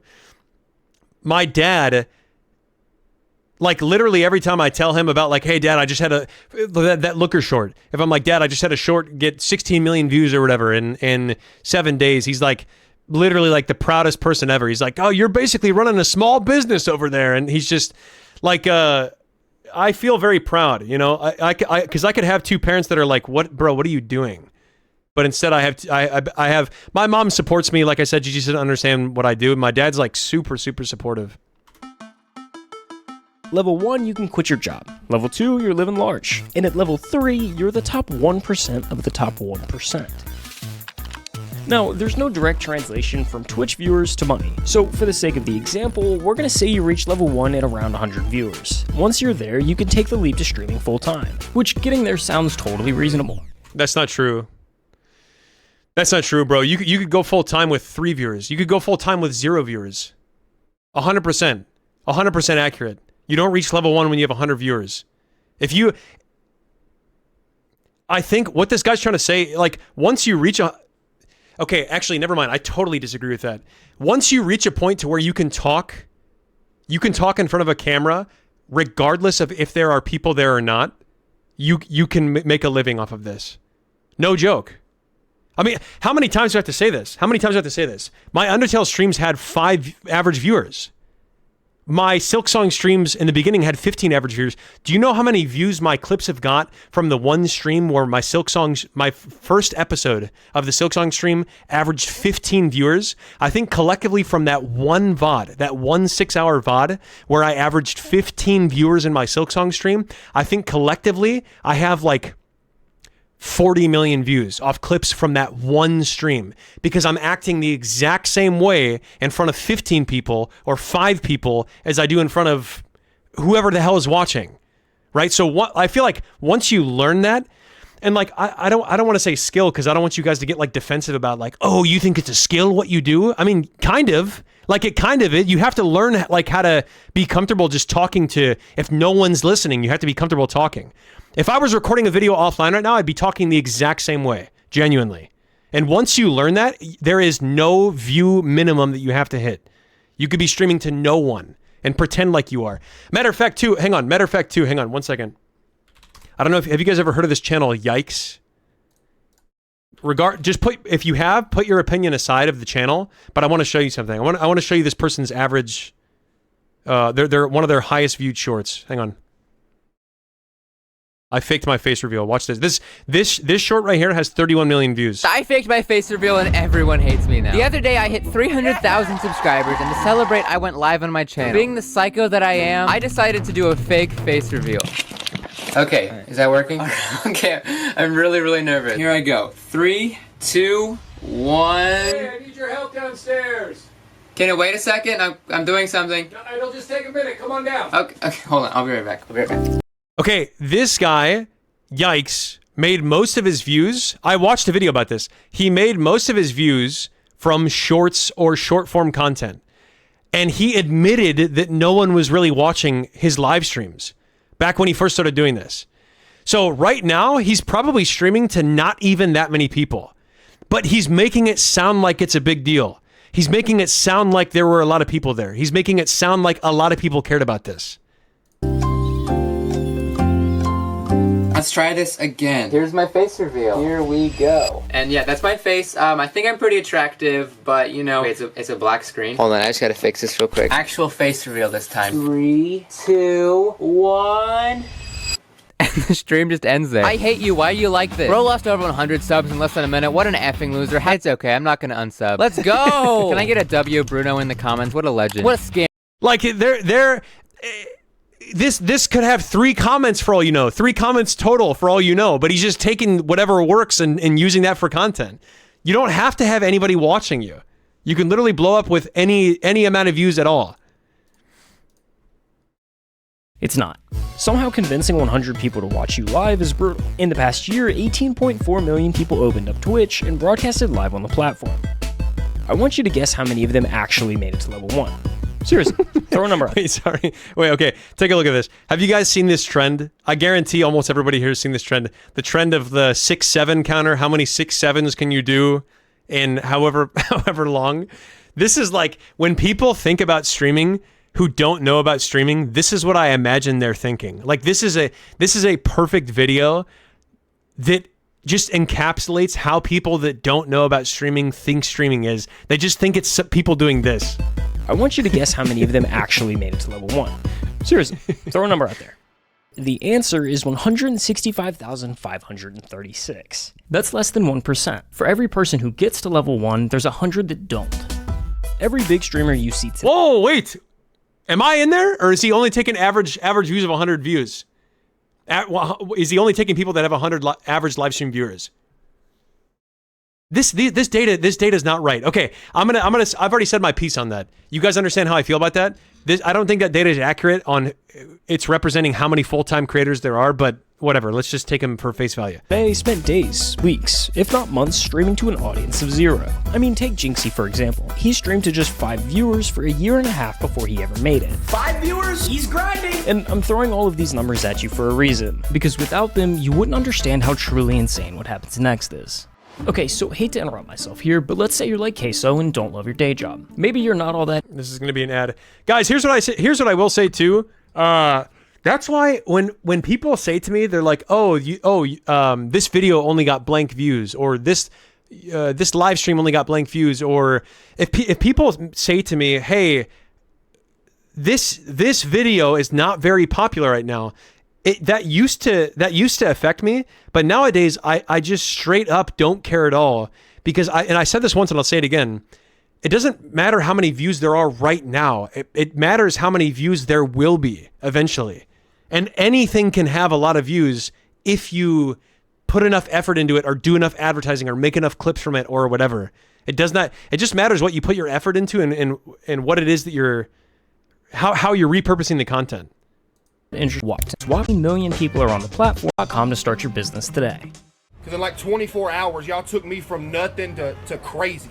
You see, CaseOh hit level 1 in the first hour of his first ever stream, and he didn't just get lucky. Hey, y'all came through deep from the top, man. In the days before he went live for the first time, CaseOh was already laying the groundwork. He spent days filming and editing clips of him playing NBA 2K23, and on September 10th, 2022, he uploaded 22 videos to TikTok. The next morning, he woke up to over 10,000 followers, and a comment section flooded with one question. So that night, he went live for the first time, and the floodgate. You know, here's what I will say. I've watched this interview, and I'm pretty sure CaseOh says that the clips that he released got like, let's just say like 10 million views. The clip that he released got like, he released 2 clips or 3 clips that got like 10 million views or 8 million views or something. A lot of views on TikTok.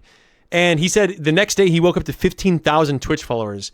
I've had videos on Twitch that do like 3 million views, and the conversion's not quite the same. And that I haven't figured out yet. I'd be curious to hear what you guys have to say about that. Like, if I get several videos that get 3 million views or 2 million views on TikTok, I don't see the same conversion. But I think it's just because his personality is so unique and so funny. It has to be that. It's open. When I look down and I see 126 viewers, bro, I cannot believe it. From that day on, he followed the same routine. Clock in the 9 to 5, hit the second job, cut a few lawns, then come home and stream until he couldn't keep his eyes open. I don't want to go sleep, man. I don't want to go to work, man. I want another build, dog. All I want to do is make builds and play 2K forever. Why do I gotta go work? After each stream, he'd find the best moments, clip them, and fire them back onto TikTok. The loop fed itself. Inside a week, he'd blown past 100,000 TikTok followers. Every stream was pulling 500 plus concurrent viewers. Dude said, call the boss quit, this your life now, cuz? Dude, imagine.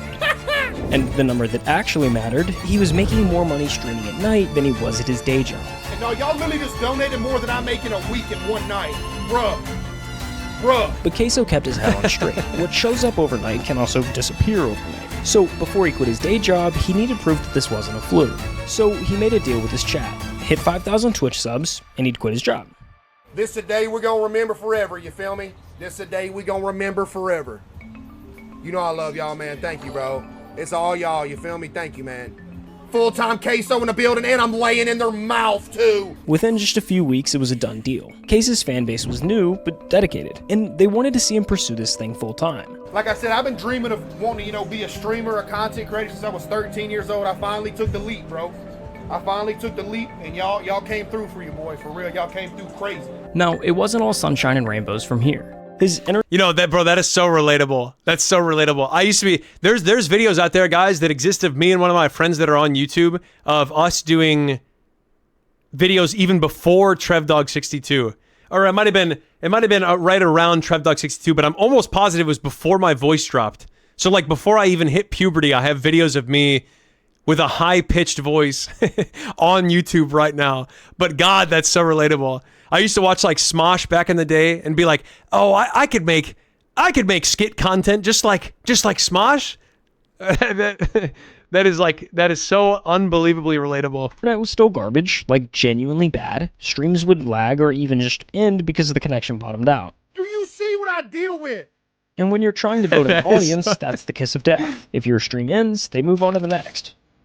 Eventually, numbers started slipping. For a couple months, it looked like maybe the whole thing was a fluke. Maybe the bubble had already popped. You know, I've seen the numbers when I very first started. You know, the hype was there because I first blew up. Yep. Had like 800 viewers every night. Then I've seen it dip to like, 100, 150.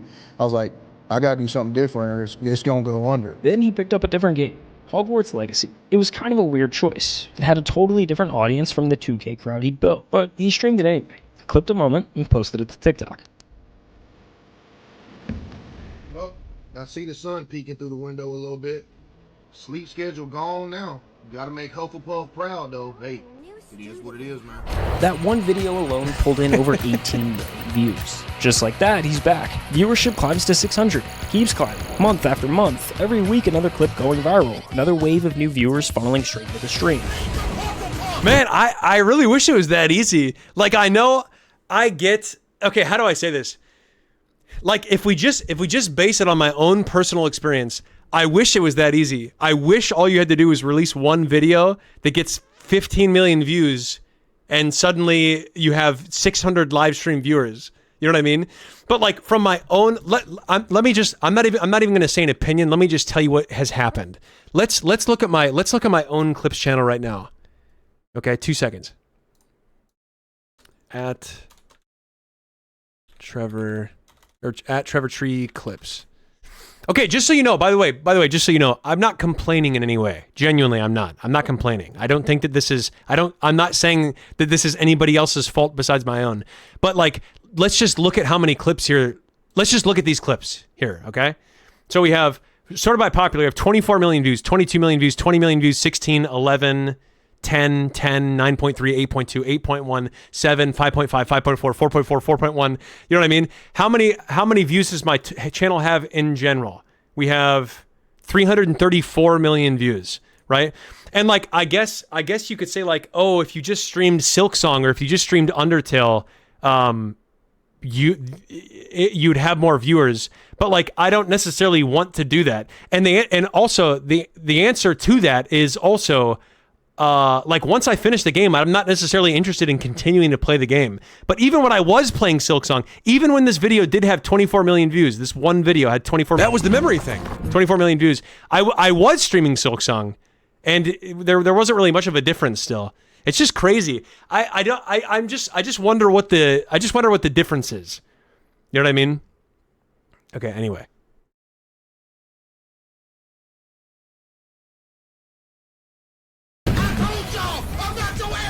The snowball was rolling again. Bring back hairline drive. By May 2023, CaseOh was averaging over 2,500 viewers, a legitimate name in streaming culture. Yeah, Googie says, isn't that because people were voting Silksong spoilers at first? I think that had something to do with the first streams being like that, and I am actually considering like waiting an entire week before streaming Sea of Sorrow. I have been considering doing that. You gotta be living under a rock. And this is level 2. At level 2, you're starting to live large. You're in big boy money territory. At this point, you're not going to bed afraid the whole thing vanishes overnight. All right, man, my dad. Get him out of here! With over 2,500 average viewers, CaseOh was sitting somewhere just inside the top 1,000 streamers on Twitch. Narco, early YouTube had you fake commentating over video games with no camera? What do you mean? What do you mean fake commentating? Incredible by any measure, but remember, Twitch is stacked top heavy. And when I say top heavy, I mean it. At any given moment, there are about 3 million users on Twitch watching content. When you break down the viewer distribution by channel rank, the picture gets pretty clear. Out of the millions of channels on the platform, the top 250 pull over half the viewership. That's the difference between level 2 and level 3. While it seems like the easiest jump on the ladder here, it's actually the most difficult. There's a specific blueprint nearly every streamer has followed to make this jump. Here, I'll break it down for you. What you're looking at right now is 5 of the biggest streamers on the planet. Each at the moment they were averaging exactly 2,500 viewers. viewers. Pay attention to the setups. None of them are exciting. The rooms are pretty basic, the camera quality kinda sucks, there's no production value. They look like what they are, just guys streaming from their bedrooms. Now fast forward to when those same streamers are pulling 10,000 viewers a night. Everything's changed. The lighting's dialed in. The cameras are crisp. The rooms look intentional. I don't agree with this. I don't agree with this at all. I don't think that your setup has anything to do with how many views you get. Because just look at CaseOh. This guy literally just said it. Maybe he's going to actually mention the point later in the video, but this guy literally just said in the beginning of the video, CaseOh's setup is so minimalistic. The webcam quality is not good. And CaseOh's even said that he's afraid to upgrade because he's like superstitious in a way. So I don't think this has anything to do with it. I think how you change your content, what you actually end up doing matters more. So like Kai's bringing on John Cena. You know what I mean? Like, of course, bringing on John Cena and having Phantom bust through your door and Phantom taxing John Cena's burger and Kai's burger is going to have more views and be more relatable than streaming Elden Ring or whatever. Even though I guess those streams had like 150,000 views too. But you see my point. More people are going to be interested in just like more relatable stuff than a specific game, for example. This is the blueprint kicking in, and it all starts unless that game is hugely popular like Fortnite or Minecraft. With one or Roblox. realization. At this level, streaming isn't just a job anymore. It's a business. And like a business, the goal is to make as much money as possible. The internet, for whatever reason, craves a spectacle. And the spectacle game is pretty easy to play. You've kind of just got to spend money to make money. The setup is just the start. Next comes the move to LA. Buy the mansion, drop the I just bought my dream car video. Hire a dozen editors to pump out clips around the clock. By the time you're clearing 50,000 viewers, it turns into an optimization race. Every stream, every upload, every second of— Bro, personally, I think it's the dumbest shit ever. With an occupation where the finances are as variable as content creator, where you could be making, let's say, $10,000 one month and literally the next month $1,000 or $800 if you just stop working. If you stop producing videos, no joke, your revenue can drop by that much in a single month. You can get 10 or 8% of what you got in the last month if you just stop working. It is the dumbest shit ever to go from that and then just go buy a supercar. That's so stupid. Now hiring, not buying, hiring a bunch of editors I think is smart. Buying a supercar is the dumbest shit ever. Content is engineered to milk the cash cow. The longer you stay on the top, the more efficient it becomes. And weirdly, the more the internet praises you for it. But the spectacle only works if people are still looking. Relevancy is the whole game. The second your numbers dip, the money goes with it. So you're forced to stay visible. You hit the podcast circuit, impulsive on Monday and blank on Thursday. You show up to every mainstream streamer event. You become a permanent fixture in the conversation because the conversation is the product. And the fastest way to stay in the conversation is to stand next to someone bigger than you. Take those same 5 streamers and pull up their biggest streams of all time. Oh shit, guys, I have a question for you. This just reminded me. Can you guys actually, if you guys have any insight on this, let me know. So I would say at least once a day, I get somebody reaching out to me asking to play their game. I don't know why, honestly. I don't know why anyone reaches out, to be honest, but they do. But I got one email in particular from, one second. It's something called, I was going to ask you guys, should I do this or not? It's something called Future Games Show Summer Showcase on the 6th of June. Somebody reached out and asked if I wanted to co-stream that. And I wanted to ask you guys, number 1, what is that? And number 2, should I do it? Co-stream the showcase to your communities if you'd like to do so. If you'd like to become a co-streamer, you will be given exclusive access to the FGSP, a Discord server where we'll be hosting giveaways and getting to know each other ahead of the show. So potentially you guys could get, I mean, anything I would win, I would just give to you guys. I don't really care about whatever it is they're going to give away. We can't share much about the shows yet, but over the coming weeks, there will be an array of announcements that we'll be sharing very soon. Is this something? Yo, Alex G with the 45 stream streak. You sure it's not a scam or anything? No, I looked it up, but if you guys don't know what it is, then if you guys don't even know what it is, then maybe it is not a real thing. I looked it up and it seemed like it was legit. Like they have a YouTube channel of them announcing this future game showcase, future game show, and it has like 2 million views. So unless they botted 2 million views, I didn't respond or click on anything, but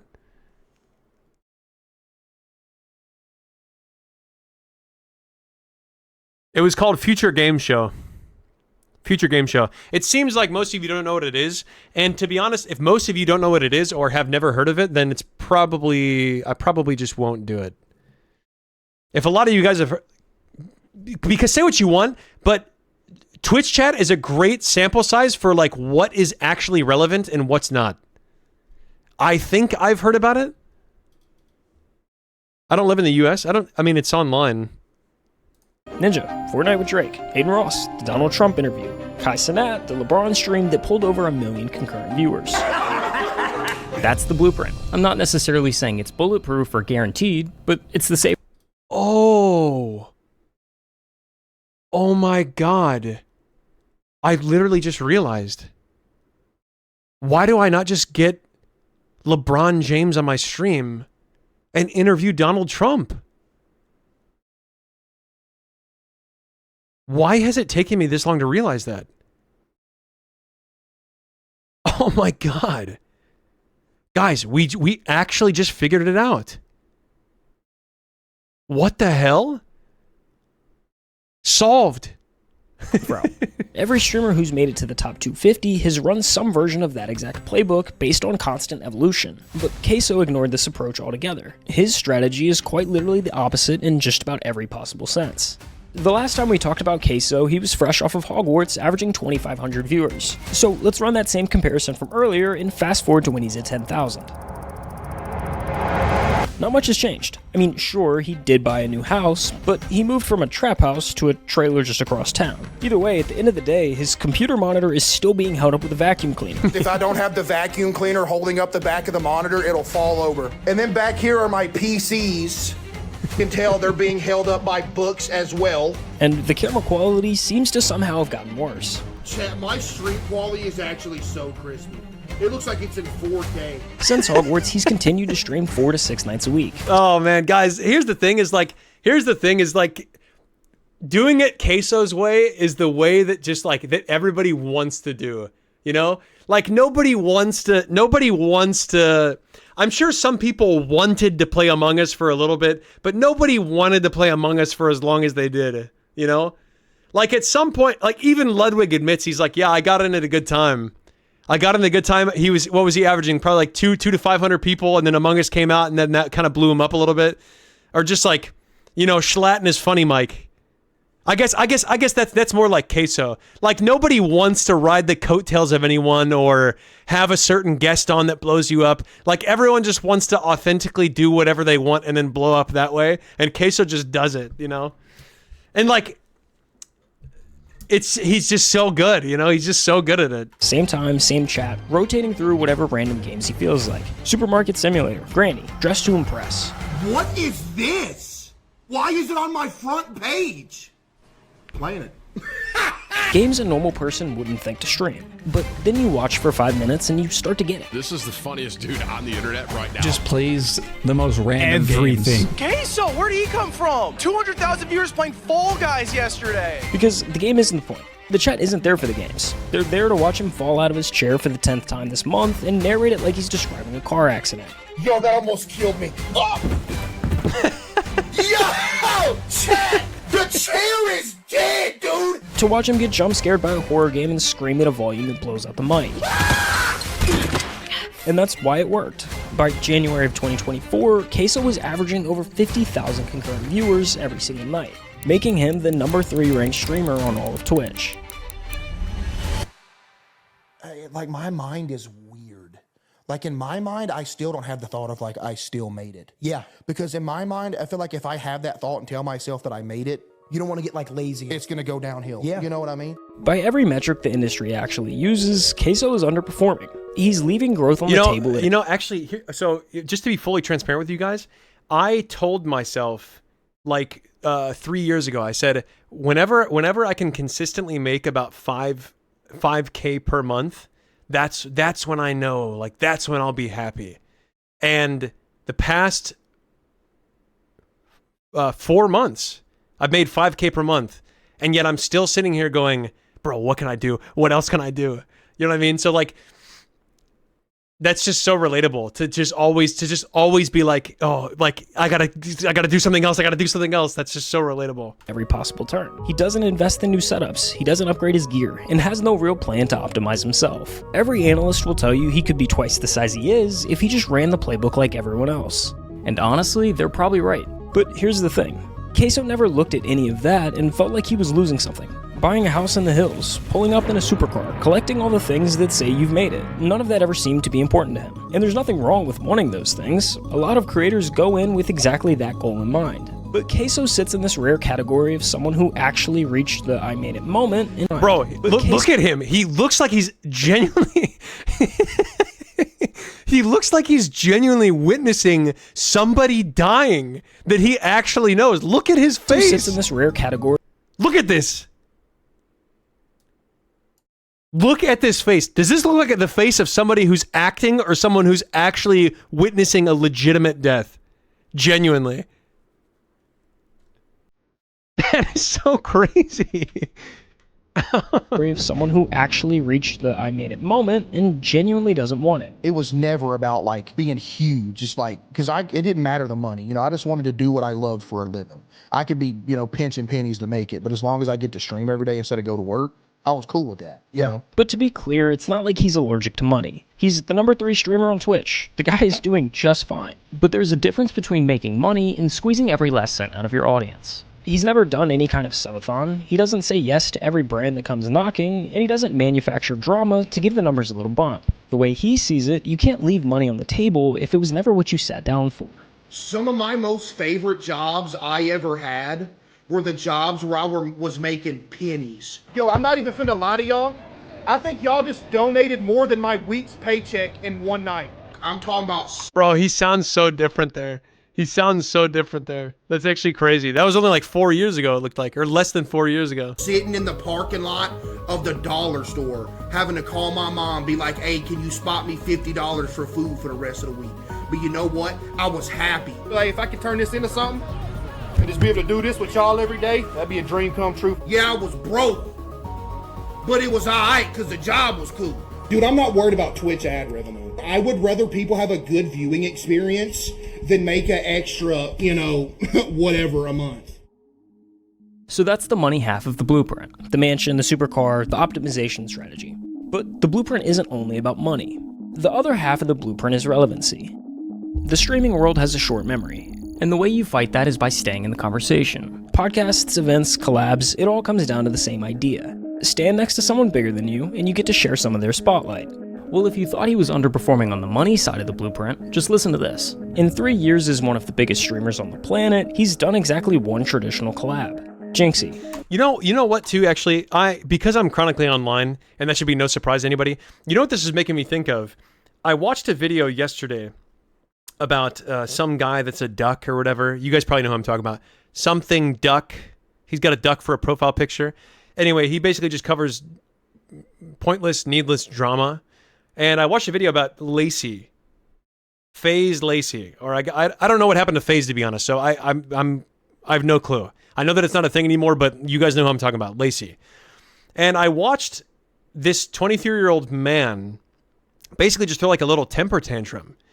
And the point that the duck made was, is that just the type of people that streaming attracts? Or does streaming make you into that person? That was the question that they essentially posed. Was, do people that have that personality just tend to blow up because it's just a big engagement farm? Or does blowing up turn you into that person? And I was sitting there thinking that I think it's just the engagement farm. If I had to make a conclusive statement, I think it would be those people tend to blow up because it's just such good engagement farm and it sparks so much debate. It sparks so much hatred. But that's engagement. Whether or not you're hating or loving somebody, if you're commenting or liking or watching, that's engagement. You know what I mean? But the reason why I respect CaseOh so much, and the reason why I have and still do look up to him so much, is because he genuinely feels like he's obviously he's being performative. I would say anybody that thinks that CaseOh's not being performative is lying, but he's just amplifying his own personality. You know what I mean? If CaseOh's going to play these horror games offline, if he's going to play Fall Guys offline, of course he's not going to be screaming in his monitor. He's just going to be chilling. You know what I mean? And anybody who thinks otherwise, I think, is a little delusional. But I don't think he's performative in a bad way, and I think he only spreads positivity. He only makes people happy. And, you know, he's never in any drama.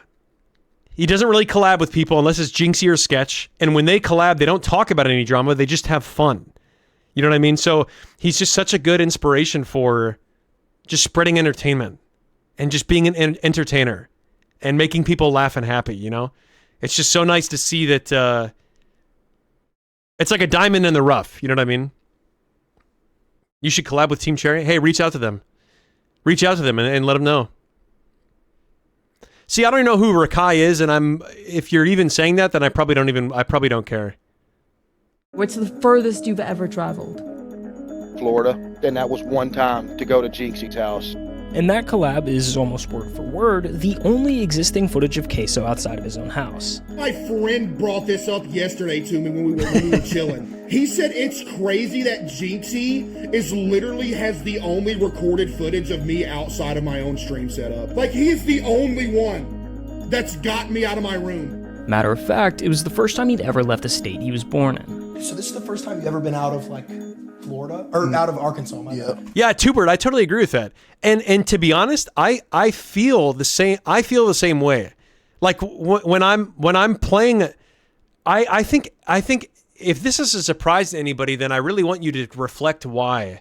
But obviously on those Undertale streams, obviously I was being performative to some degree, but I was doing it because it was fun.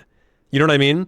But what I'm starting to realize is that the crowd that attracts, I think, only wants to see that high energy content. High energy, screaming, you know what I mean? And that's not necessarily what I want to continue to do. Sometimes I may want to do that, honestly, but sometimes I don't. And so I'm trying to kind of force myself to just be more me and less performative me, at least for the time being. You know what I mean? But I totally agree with that. He does not, CaseOh does not seem like when he's getting into the game and screaming and stuff, he's not doing it for the views. He's doing it because he thinks it's fun. You know what I mean? And he may be, but he certainly seems like he's just having fun. Yeah. Wow. It's just, I don't know, I'll be getting homesick. I get away from home for too long. I'm just, man, I don't know. Over the last 3 years, CaseOh has won 5 different awards. And the streamer award goes to CaseOh.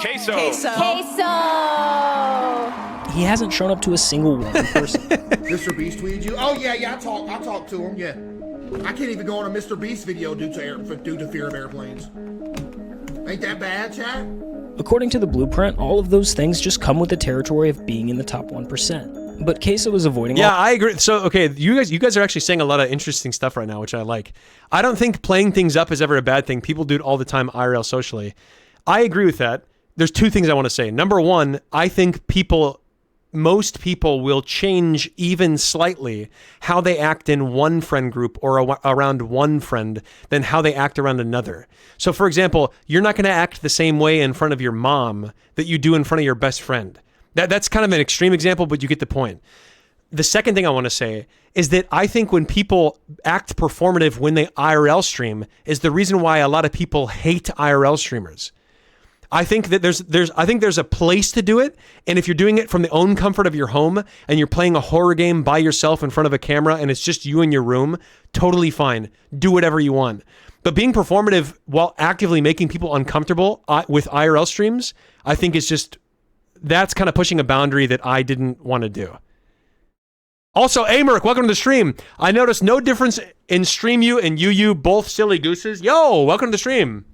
Thank you. I take that as a compliment. Thanks. Also, playing things up is performative, but streaming or content creation is performance.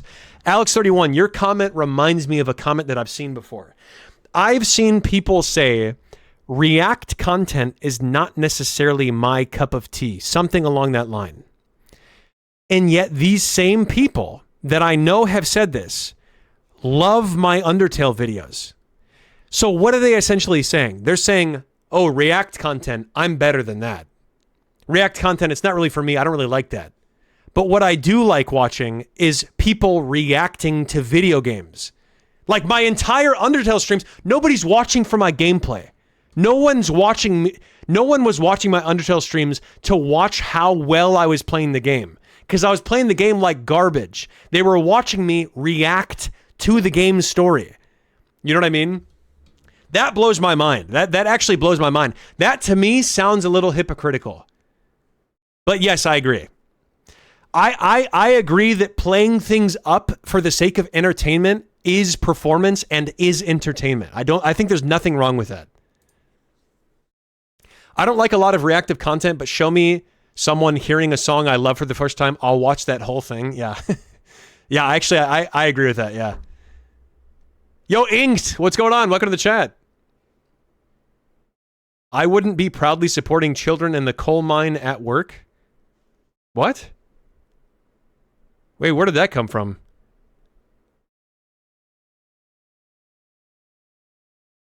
It's watching it to relive the game. Yeah, but that doesn't... Regardless of why you're watching it, it still is essentially at its core watching someone react to the game's story. You know what I mean? Like, for example, for example, my Amori stream, the highest peak viewership we had in my Amori stream was the very end of the story. Because people wanted to see the reaction, or me reacting, to the ending of the game. Acting different in different groups. Everybody kind of does that. Everyone, this might be a hot take, guys. This is a long pause. This might be a hot take. Everybody does act differently to some degree. I should say most people. Most people do act differently to some degree depending on who they're around. But everybody wants to be... But those same people, most people want to be able to be so unafraid and so based that they never change no matter what. And that's why I think a character like Rick Sanchez, for example, who literally just says anything he's thinking all the time, can be so lovable and can be so popular because everyone wants to be like that. Or I should say most people want to be like that. You could name one person that's like, oh yeah, I want to change my personality and not necessarily be entirely myself. Sure, that's fine. More power to you. But you get the point that I'm making, I think. Hang on. Guys, keep them coming. Keep them coming. I love this. You can try to be a different person on stream for entertainment. I think it's fine. Actors do it for a job. However, if you're being a nuisance to people and bothering people because of that, that's when we've got a problem. Yeah, I think that's a pretty ice-cold take. I mean, I think most people would agree with that, yeah. Reacting to videos, if you've seen them, is literally reliving the content as well. The only difference is that it's a video unless the person hasn't seen the vid. Yeah, I agree with that. It's probably because when something hard happens and you watch someone see it first time, people like it like Sans. Yeah, I'm agreeing with you guys. Everything you guys are saying, I'm agreeing with you. I just want to reiterate my point of it's still watching me react to the story. I mean, that's the point that I'm trying to make. Your reactions to games, though, are honestly more entertaining than any other streamer I've ever seen. That's why I watch your stuff. Other streamers aren't entertaining or interesting at all. Thank you. That's super nice. Thank you. Facts, when I'm in public, I like to act like I want to be in public. Hitting a game while it's fresh gets more views, just like whenever you stream Silksong.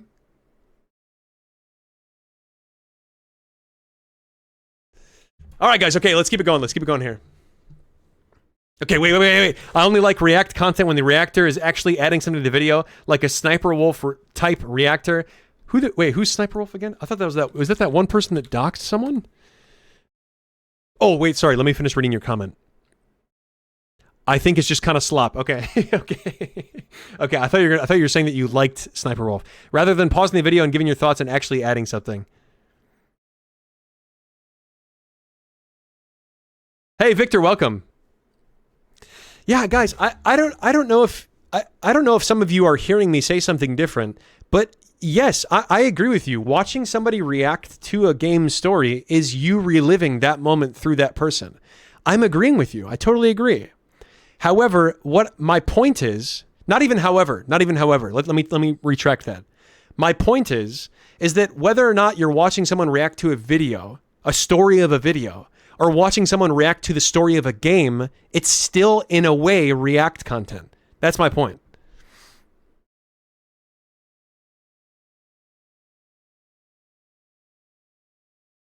Sometimes you just got to pretend like you like a person because you don't want to be mean to them. I don't think you have to pretend you liked anybody. I do think it's, for the most part, good to respect most people that you talk to. Unless they're actively disrespecting you. I mean, I told you guys this story before. I had someone actively disrespecting me to my face. Like, they were saying things to my face, IRL, like, you suck and you're a bad actor and I don't like you. And even in that moment, I was like, it was nice to meet you. I'm going to leave the conversation. And I literally said that. It was nice to meet you. I'm going to go ahead and leave. Goodbye. And then I left. So I feel like it takes a lot to get me to be mean to someone. My favorite reaction videos of the last 10 years are for sure those of videos of vocal coaches reacting to someone doing metal scream vocals. Warms my soul. I used to watch those too. A guy named Tristan something. I don't remember his last name. Tristan something. I used to watch him react to videos like that. The Mantis Lords, our sister battle, did the same thing. Yeah, and so the thing that cracks me up about that video is that so many people are like, holy clip farm. Holy clip farm. I can't believe this guy's clip farming. But I was literally just goofing around with you guys in chat. And then that happened. It was just like a perfect moment that just happened to happen. You know, this might be weird. Guys, am I weird? Am I not even weird? Am I in the minority for saying this? But when I play a game and I really like it, I actually don't actively go out to watch people play the game. I actually have almost no interest in watching someone's reaction to it. Because for me, the way that I think about it is that I want to hold the experience of playing the game. I want to keep it exactly the way that I remember it. Especially if I cherish it. Like my Amori playthrough, I don't want to potentially get a different perspective on my Amori playthrough because that was my experience. You know what I mean? So I don't even like to go watch people play the games that like have really good stories. I just like to let what happen and keep that memory in my mind. You know what I mean?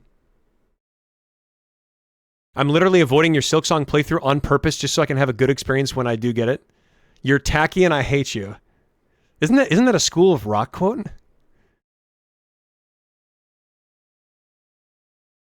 I like to be disrespected. I'm a masochist. You know, to each their own. Victor, because you put a flirt there, I'm assuming you're being sarcastic, but even if you're being serious, I wouldn't judge you. You suck, you're a bad actor, and I hate you. Pepe Scream. Ah, yes. Yes. You've watched School of Rock? Have I watched School of Rock? Have I watched School of Rock? Bro, the last time I watched School of Rock was on a plane, and I was literally audibly laughing at some points. You're bald and I hate you or something?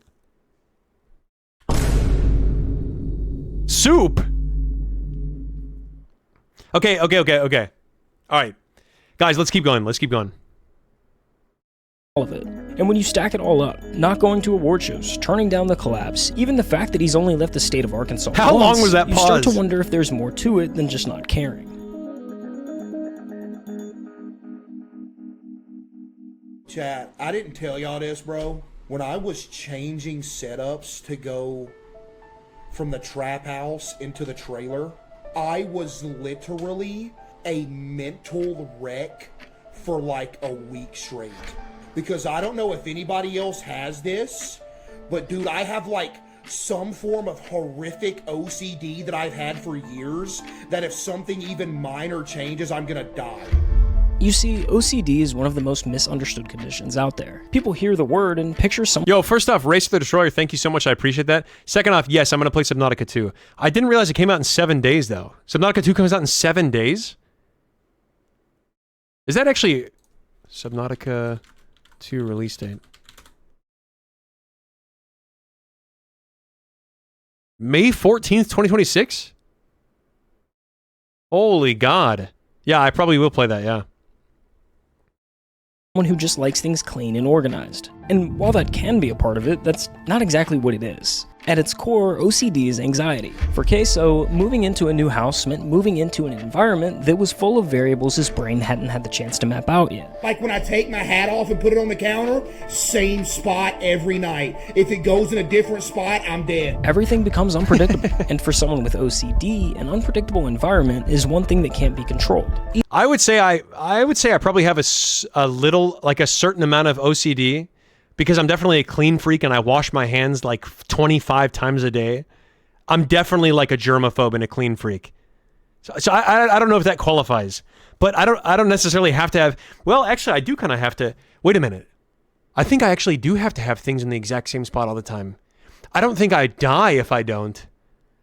Like I think if I actively make a mental note to change the location of something, I'm okay with it. But if if somebody moves my buffalo sauce in the fridge from one location on the shelf to another, I lose my fucking mind.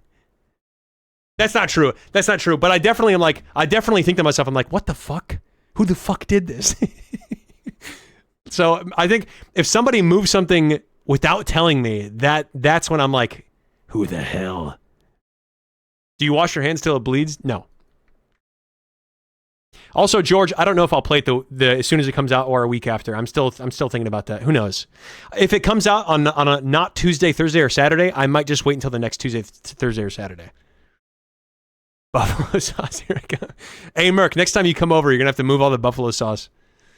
Just move all the sauces in my fridge all over the place. Each unknown stacks on top of the last until his brain is sent into overdrive. Chad, here's some lore for you. Every time I would leave to work in the morning, I would go outside my house and I would have to check that my doorknob was locked 37 times. I would have to start my drive to work, take a block back around to my house and check it another 11 times. And then I could go to work. Yeah, Which that's, explains I would why his say, setup has barely changed over the years. I would It's say one of that's the places where his brain already knows the answers to all the questions. comfortably OCD. His rules at his pace, all in an environment that makes him most comfortable.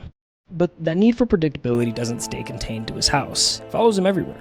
I went out in public 3 times. Bro, do you know how CaseOh does? Hang on. You know how CaseOh does that? He doesn't just have his camera like this. When he switches to the scene, he does this. Hang on, 2 seconds.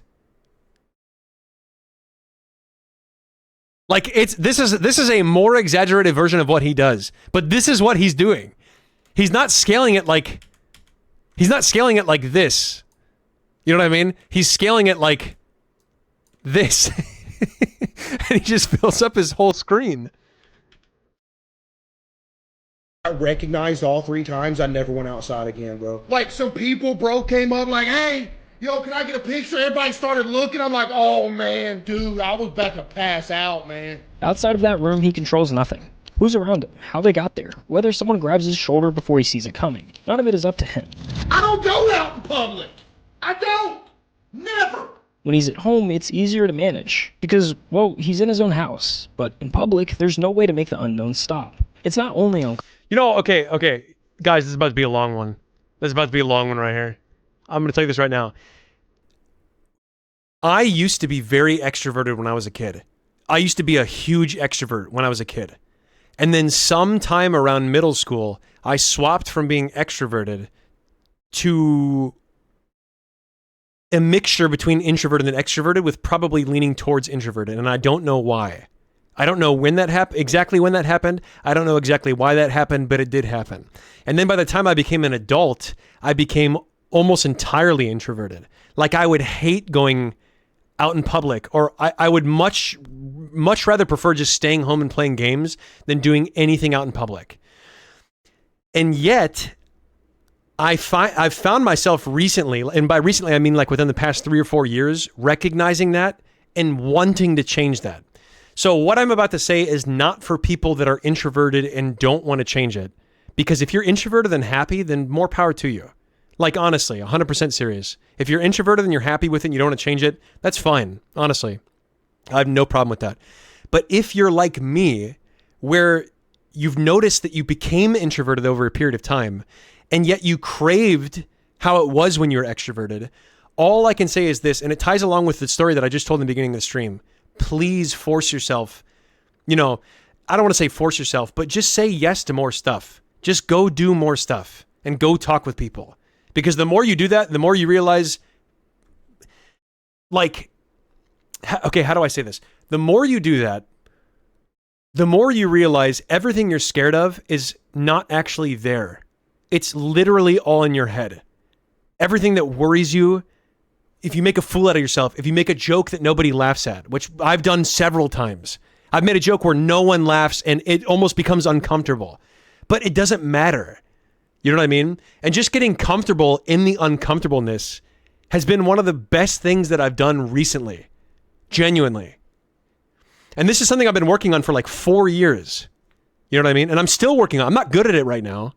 I still wish that I was in a better place than where I am right now. I wish that I could go do more stuff, but I feel like I'm heading in the right direction. You know what I mean? So if anybody feels similarly, I really encourage you, just take small steps and just and go do things that you're like, man, I would much rather stay home right now than do this, but I could go do this right now. This is something that I probably would enjoy doing if I went to it.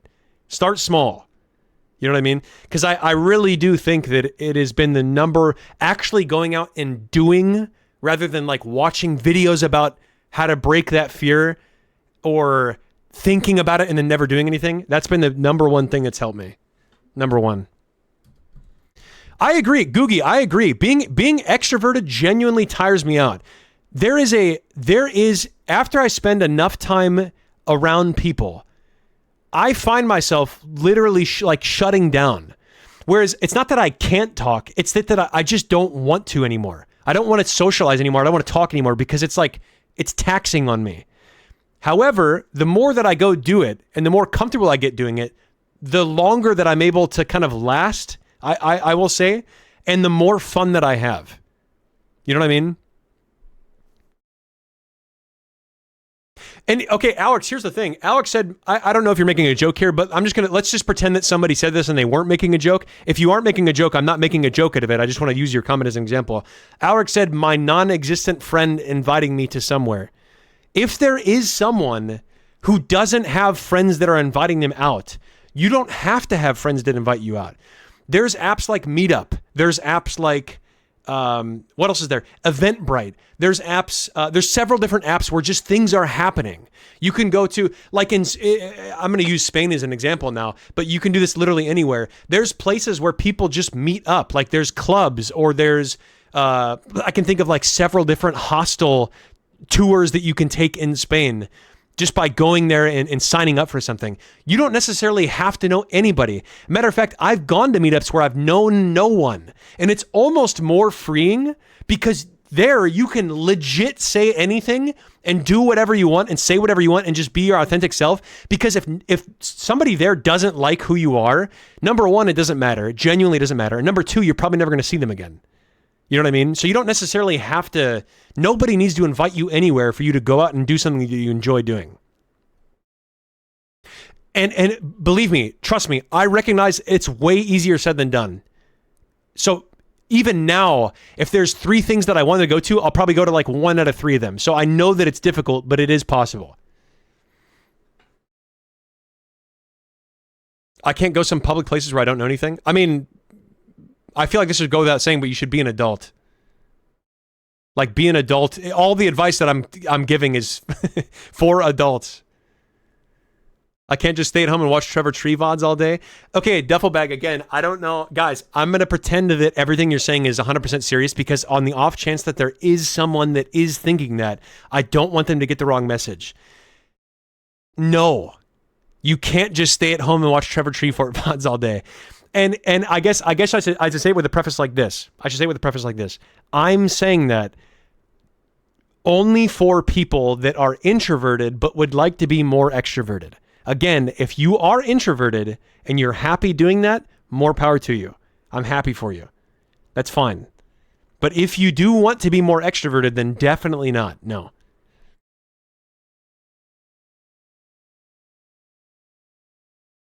Hey, Trev, we should meet up here in Spain. Okay, I'm going to use this as an example. I don't know if you're being serious. No, I'm not going to be meeting with any of my viewers. I feel like that should be pretty self-explanatory. If you guys want me to explain why, I will. It's going to be an uncomfortable conversation, but I will.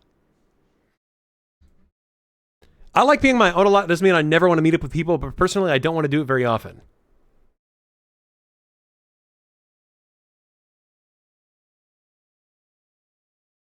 Yeah, I agree. I feel like I can recharge when I'm alone. If I'm alone and just doing whatever I want, I feel like I can recharge. Being friends isn't about how often you meet up. Yeah, I agree with that point. That's not really what we're talking about, but I agree with your point. I don't really know anyone in my area, so I just applied to be in the community theater. That's great to hear, honestly. That's fantastic to hear. That's amazing, Narco. Genuinely. Like, that's the way to do it, you know what I mean? If you don't really know anyone in your area, and yet you want to go out and socialize, that's a fantastic example of something you can do. That's awesome.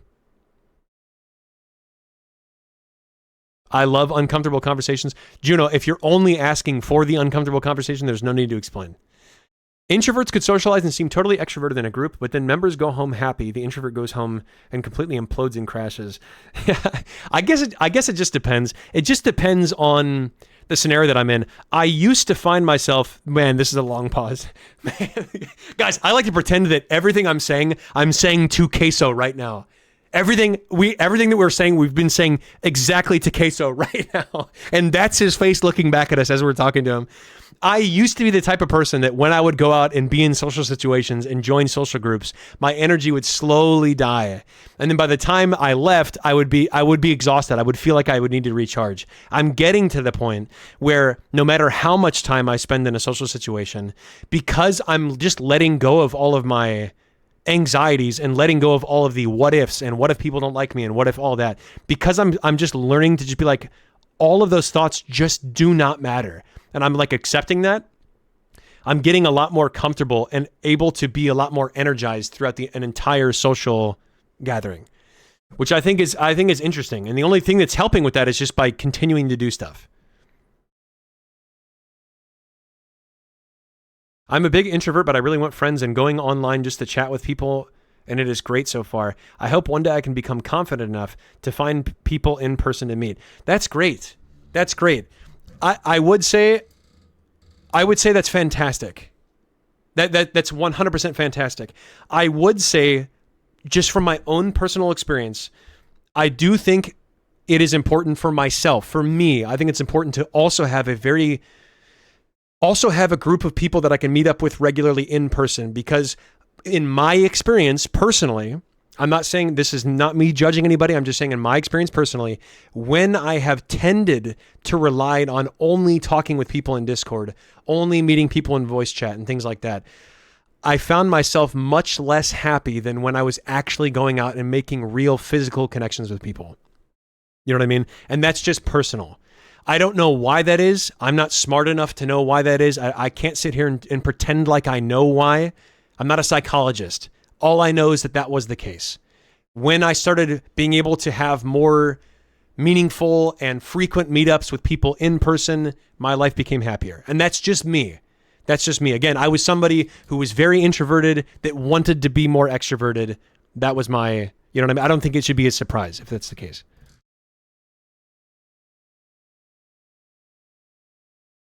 Yeah, I still get tired. If I am social too much, I still get tired. Oh, yeah, go crap. Oh, crap, my editor. Oh, my God, my editor. How long has this been? How long has this been? Oh, my God. I'm an introvert because I've never had any good experience with people, mostly in school, so I've never had any friends, so I'm in my house most of the time. Yeah, I mean, same. Actually, okay, guys, last thing I'll say. Well, actually, I'm not going to promise that. Let me tell you guys, I'm going to try to tell this story as quickly as I can and still get across the message. I have been there. Genuinely. I've been there. When I went to Spain, I studied abroad in Spain for 3.5 months. And I've always found it easier to socialize with people that are older than me. I think because I've had 2 older siblings. So when I went to Spain, I was placed with a bunch of people that were my age, aka early 20s, upper teens, so 19, 18, however old they were. Everyone was an adult. But when I went there, I didn't really click with anybody. I tried to click with people, but I didn't really click with anybody. So what ended up happening for the 3.5 months that I was in Spain is that I would have a small group of people that I would sometimes hang out with, either individually or in a group. I would be able to hang out with these people and go clubbing or whatever. But what tended to happen mostly was because I was so uncomfortable and didn't really click with anyone, I didn't really have any friends, genuinely. I didn't really have any actual good friends, or even like, I would say I had like kind of friends, but not good friends. And at the end of the semester, I remember them saying, I remember this vividly. They were like, look around the room right now. They were presenting this, like as they were saying goodbye, the teachers. Look around the room right now. And they were saying this all in Spanish. Look at the friends that you've made, the lifelong friends you've made now that you've been here. And I was like looking around and I'm like, I would say none of these people are my friend. Because like they didn't want to be, you know what I mean? I just didn't click with anybody. So I have been there. But I will tell you right now, that's not always the case. It is gonna. If I would have left that experience thinking every experience that I have from now on is going to be like that, then I probably would agree with you. But because I forced myself to go out there and learn how to socialize with people better and learn to find people that click with me and being comfortable being my authentic self. And if someone doesn't like my authentic self, moving on, that's okay. More power to you. I'm glad we had a chance to talk. I'm glad I was able to learn a little bit about you. I'm gone. It's totally fine. We don't have to be friends. But like just being more comfortable being myself and then attracting people that are like, that do like my authentic self has been such a big milestone. And so I don't think that anymore. But I used to have that exact same thought. I kid you not. I used to have that exact same thought. So I will say that's not always the case. In fact, I can almost guarantee you that there's many people out there that are just like you. You know what I mean? And you can connect with people.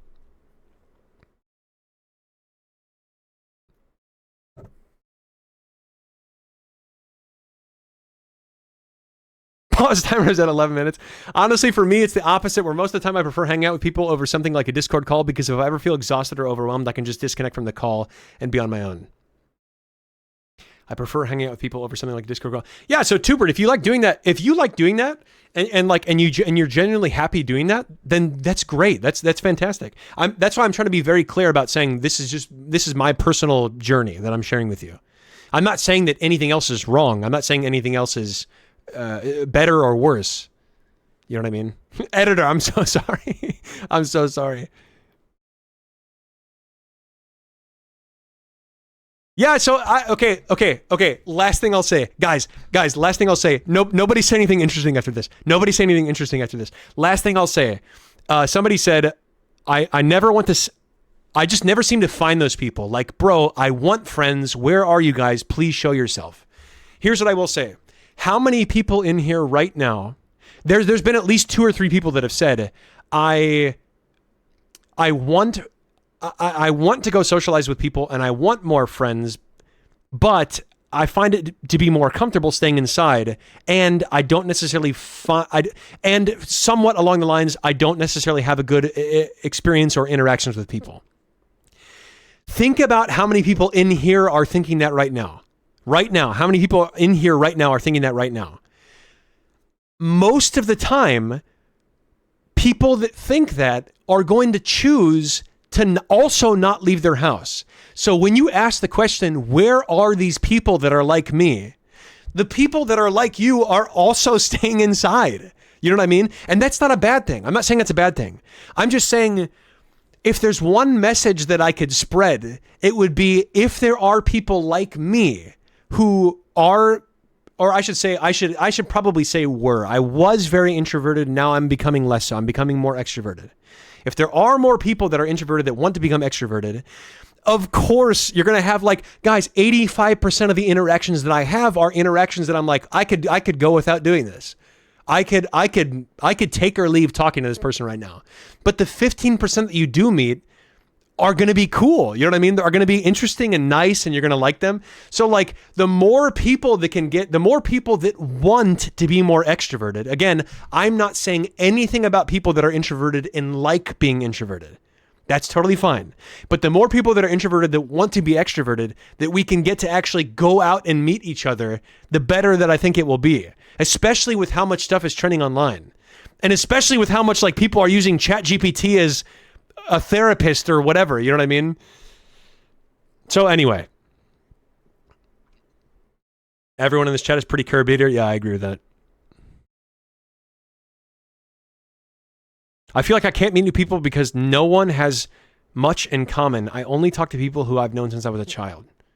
Yeah, that's a little bit of like hometownism. That's not an actual ism, but I used to do that too. I used to live. I would frequently go back home to a super small town when I was home, and I would just be talking to the same people, and the same people would be doing the same things, and I would feel kind of stuck. And so, what helped me was leaving. I'm not saying that's what you should do. I'm not saying that's my advice. I'm just saying what helped me was leaving and kind of forcing myself to go meet new people. Now, could you stay in the same spot you're in and just go make new experiences and go meet new people? Yes. But it's almost as if just having that, like having something here, having something very comfortable and easy to do here, which in my opinion was hanging out with the same people that I've been hanging out with that are doing the exact same thing that's not really making me happy, is so much easier to just latch onto that than it is to go do new things and go do the uncomfortable thing.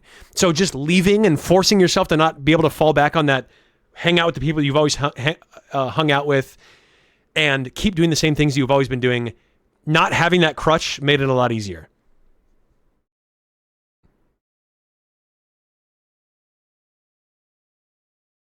Yes, Tubert, I agree. Going out and doing things that you would already do anyway, yeah. I end up being too clingy and pushing people away. Then when they talk to me, sometimes I wouldn't be able to just talk and push them away myself. Oh man, bro, it's almost like I genuinely feel like I've lived everything you guys are saying. I feel like I've personally lived, and I feel that. I've totally had the thought before of like, man, I really like this person. Like this person could potentially be like my best friend if we continue talking, and just like being so caught up in my own mind of wait, what if I want to like what if I come off as like too energetic and too willing to be friends? Maybe I need to be a little bit more reserved. You know what I mean? But I think if you just kind of do what you want, like just do what you want. You know what I mean? This is what's helped me. When I just did what I want and just voiced my opinion and, you know, not necessarily cared so much about what they were thinking of me and just kind of said and did what I wanted and just presented my authentic self, that's when things tended to click the best for me, personally. Okay, I'm moving on.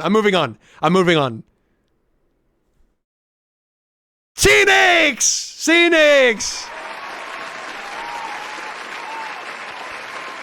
Okay, guys. Just for my editor's sake, we got to continue watching this video. Comfortable, but also insanely overwhelming. You know, okay, wait. I know that I know that I've only played 1 second of this, but I may as well not even name this video reacting to Case's video. I may as well just name it like something, like most of this video hasn't even been reacting to this.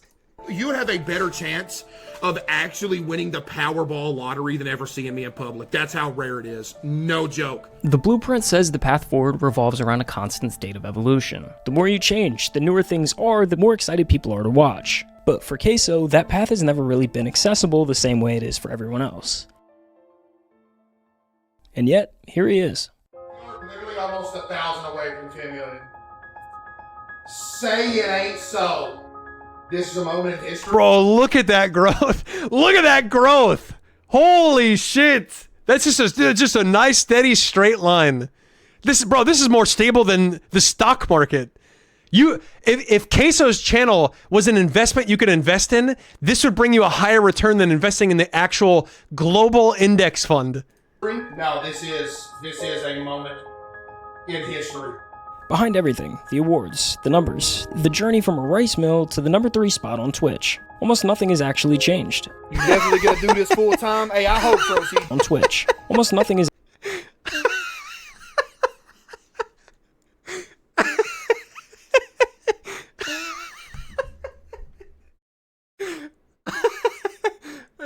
2 seconds.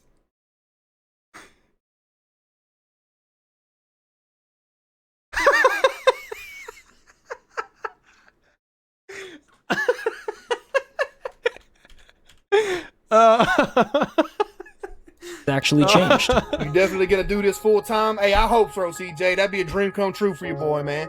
Maybe my parents don't have to work no more either. That'd be a dream come true too, bro. He's been grounded in the fact that streaming was never about being the very best. It was always about building a life worth living, for himself and for the people he loves. Wait, Mom, we're about to hit 10 million. I can't believe what I'm seeing. Oh my goodness. I can't believe what I'm seeing. We're about to hit 10 million! I gotta turn this off. Come on. No way we're actually about to hit it. We hit 10 million, baby! Let's go! 10 million on YouTube! His mom was... Man, guys, I just gotta say, like, just how wholesome is that? You know what I mean? How wholesome is that his mom is just right there supporting him, cooking in the background, cheering. That's just so wholesome, you know? You just love to see stuff like that. It's hard to beat that, you know? It's hard to beat that. Was there before any of this made sense. She brought me some balloons in here! Yo! She brought me some balloons! Balloons! You can't see it! Get a pose in there with it. Before all of the awards and money, before tens of thousands of people were waiting for him to go live, she was the only one who pushed him to try streaming in the first place. That's a damn diamond play button! You've had this? What? It wouldn't be possible without y'all, Chad. And you know who else it wouldn't be possible without? My mom. Come stand in front. You know, every Sunday I call my mom. Oh my God, wait, I've got another quick story. Every Sunday I call my mom and she tells me, she goes, yeah, I've been watching some of your clips on Instagram. And some of the clips are just so, I mean, you guys know some of these clips that I'm releasing. And I think my mom literally watches every single one. But you guys remember when I released that Sinner's Road, the clips of me singing the Sinner's Road song that I wrote the lyrics for and sang it along with that song? My mom messaged me that she was taking care of my nieces. So she was visiting my brother and taking care of my nieces. And she goes, hey, loved the song you just posted.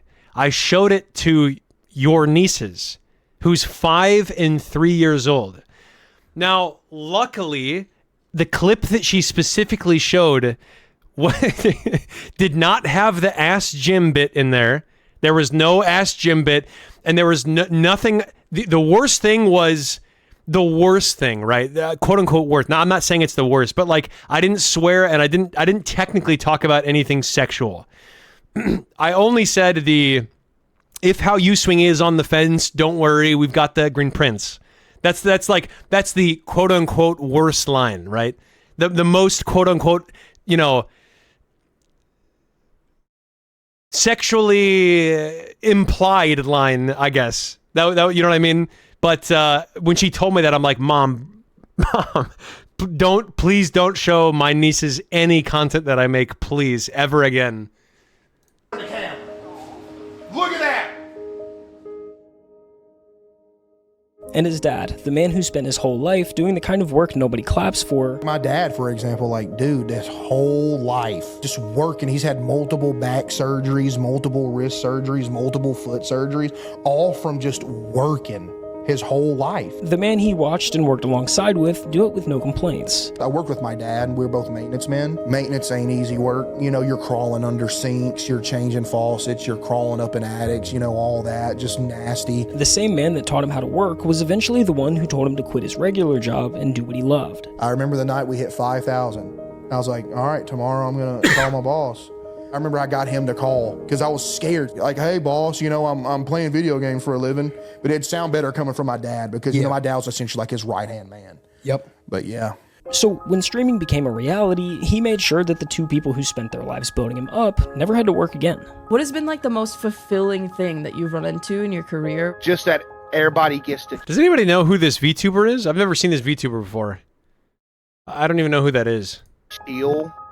Yeah. And they have to get away from the jobs they hated and everything like that, and we could all just chill and do this. That's the best thing. I was gonna say they're retired because they do, because you know they don't want to just chill and do nothing. They do a lot of stuff for me. Like my dad, if I need something to go get or something, he goes and gets it. My mom handles all the background, like all of it. If you ask Case, that's the whole story right there. In a world where overnight success has a way of quietly hollowing people out, CaseOh never let any of it change him. The only thing I want to be is a place for people to go for 4 hours a night, forget about life, you know, crack some jokes, you know, have a good time, and just chill out. And that's why this story isn't over. CaseOh has already crossed the line that mattered the most. He turned his dream into real life. He helped his family stop working. He became the place he always wanted to be for others. So whatever happens next is just the icing on the cake.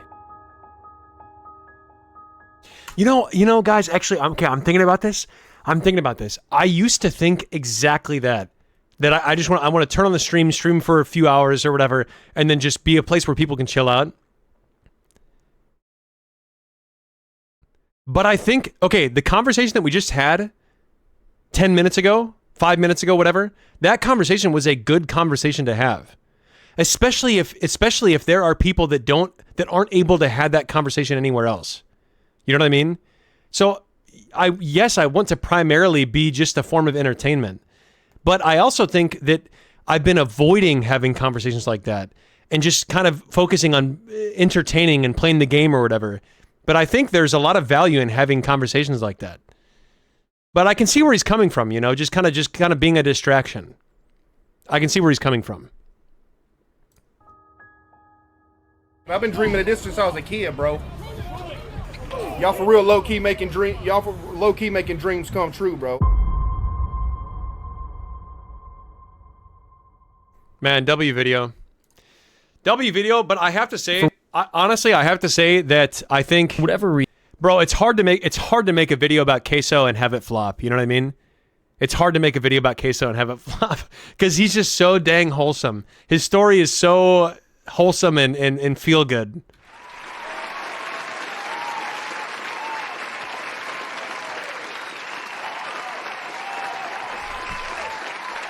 W case, guys, genuinely. All right. So I'm not ending stream. I'm gonna let you guys decide what we do next. But I have to go to the bathroom. I'm gonna let you guys decide what we do next, or I'll let you vote on it. But I gotta go to the bathroom, BRB.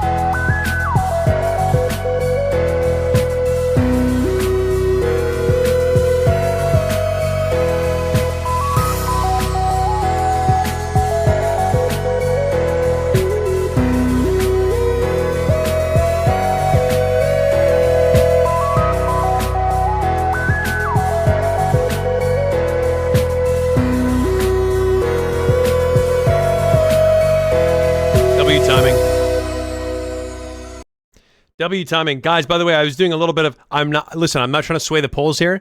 I'm not trying to sway the polls, and I'm not trying to make you request anything that, I'm not trying to be biased here. I was doing a little bit of Grandmaster Celeste practice yesterday. Just a little bit. All right, guys, what do you want to see? What suggestions do we have? What do you guys want to see? Hang on, let me put some music on.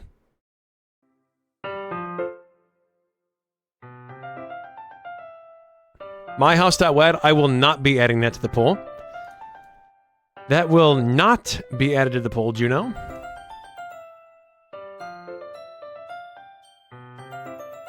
Okay, chat poll.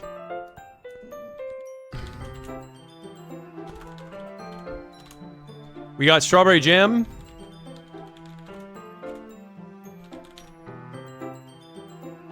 Strawberry jam.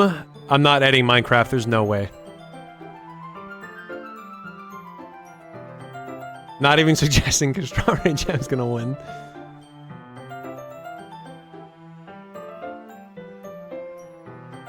Existence Simulator? Geometry Dash? Okay, Geometry Dash. No, I can't do wheel. I can't, guys. We got to save the wheel for Saturdays. We can't overdo the wheel, genuinely. Geodash. I'm not adding watch paint dry.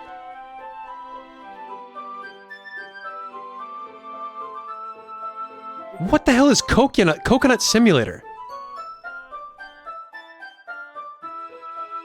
Yo, Mao, welcome to the chat. Hollow Knight Steel Soul? Oh. Uh-oh. Steven. Oh my god, Steven. Hang on 2 seconds. I have to retype them, because... Never mind. Okay, I'll do Hollow Knight / Silksong Steel Soul. Any of those sound fun. Genuinely, any of those sound fine. Any other suggestions that are not terrible? Tier list of chatters, maybe? What? What are you talking about? Guitar Hero? God, I wish. Alright, guys, here we go. Just type the number. Type the number, and if it ties, I'm gonna let Patreon vote.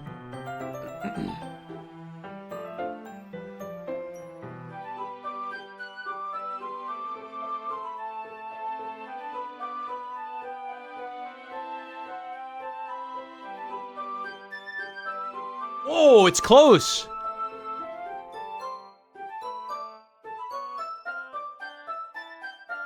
Okay, I'll end it. Hang on. I'll end it in like 30 seconds. Let me put the timer up. Not 30 minutes, 30 seconds. Alright, here we go. No! Okay, I'll end it when it says 30 minutes. 30 minutes on the dot.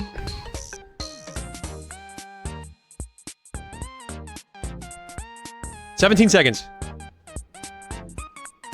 Bro, that's actually crazy. I'm for sure doing Silksong, by the way. If this one wins, I'm for sure doing Silksong. I have never seen a poll that was that even. Alright. Ending poll. We're gonna do Silksong Steel Soul. That's what we're doing. There, I said it.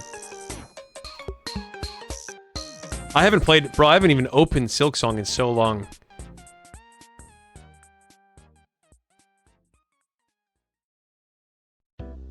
Thank you, Narco. I was just about to do that. I also thought Strawberry Jam was going to sweep, honestly. Almost a okay, so guys, quick question for you. Is Steel Soul mean that... Can I not take a hit, or can I not die?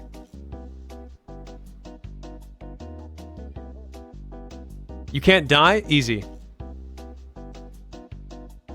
Easy. Watch this. This is about to be easy, genuinely. Genuinely, I'm actually not joking. I'm extremely good at this game. Okay. New game. Steel Soul. No reviving. Death is permanent. Okay, should we do a counter? Is there... I wonder if I have a counter. A speedrun timer? I don't think I can code that in, actually. Live split? Actually, maybe I can. Okay, while this is running, guys, 2 seconds.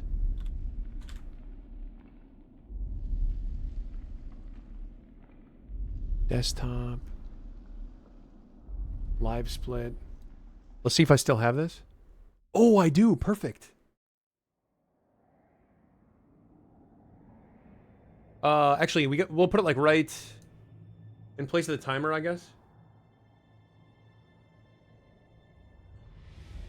Now, let's see if I can remember how the hell I start and stop this.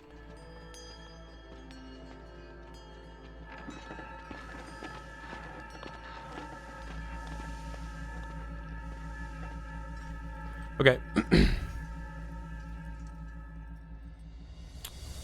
Man, what?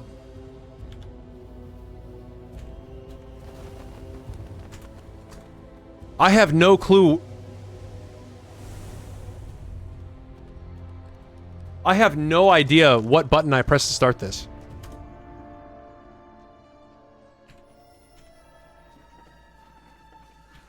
Ah, there we go. Okay. How the hell I'm gonna stop that? I have no idea. All right, here we go.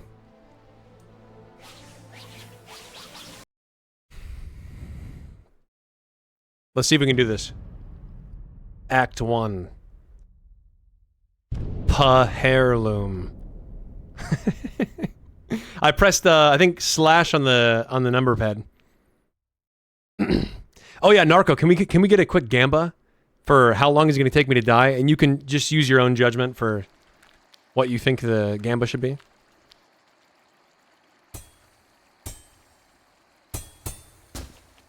Oh god, we already have back seating?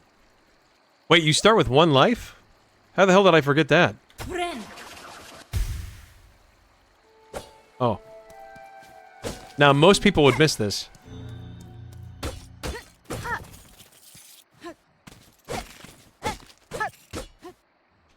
This feels weird not having a dash. Oh my god, I don't have Wanderer's Crest? Yeah, guys, it's over. GG, genuinely.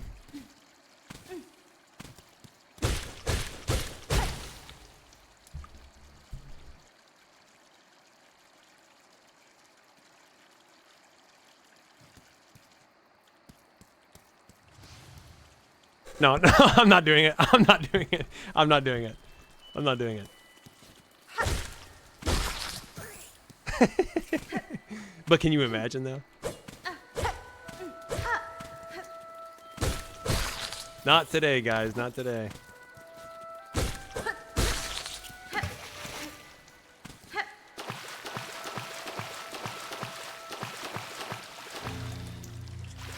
Yo, I thought the game changed to Silksong, right? Or did it not?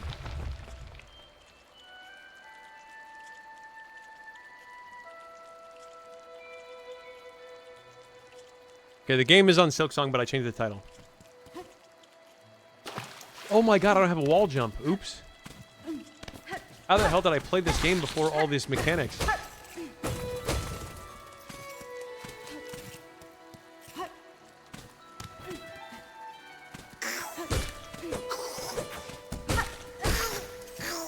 Guys, how am I doing in terms of,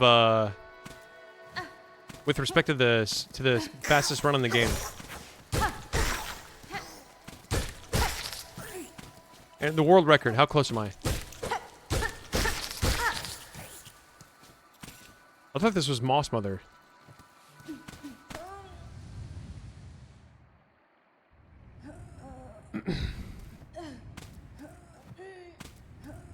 Should be finishing Bell Beast?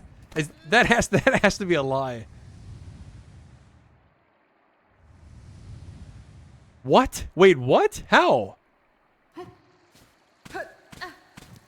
I can believe gotten out of Moss Grotto. I can believe that.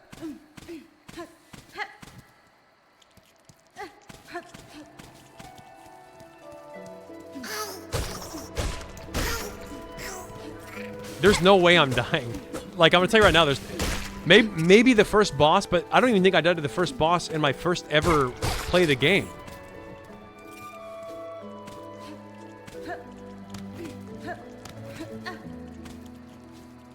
Now, the Mossberry is not actually important, right?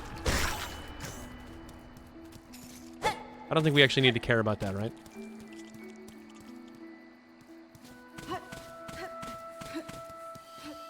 Oh, by the way, guys. Guys. We got a little Gamba action going on. Don't forget to get your Gamba in.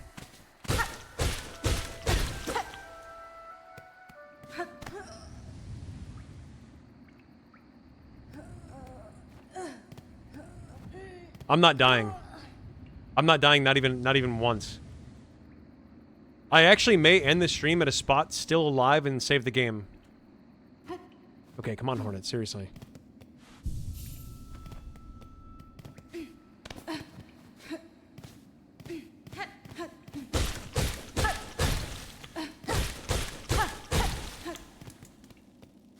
Moss Mother. I knew it.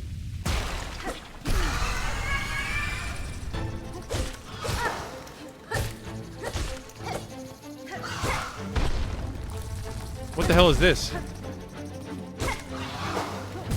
What?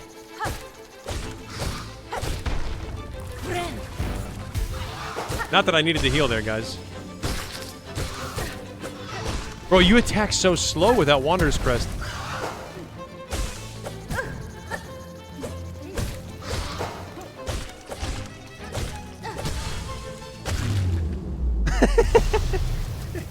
Wow. Oh, that was a tough one, guys. Oh. We have complete faith in you? I know. Guys, surely this area won't be important 3 acts in the future.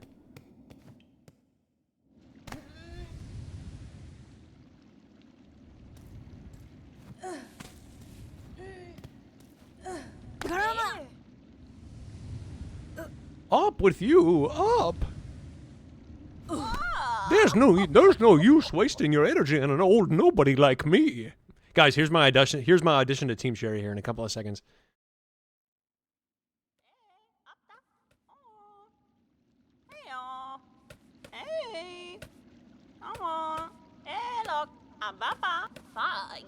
Up with you, up. I won't have you dying on my floor. Magina Fura. Oh, awake at last. You should mind your strength, traveler. There's no use wasting energy on an old nobody like me. Benny Frank. Okay, I don't know why I'm reading this. I already read this.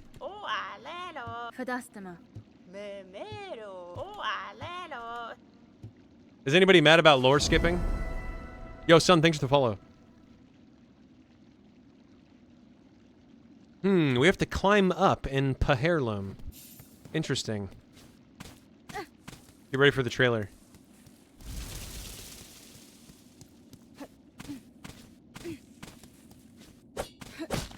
There's SKA, guys.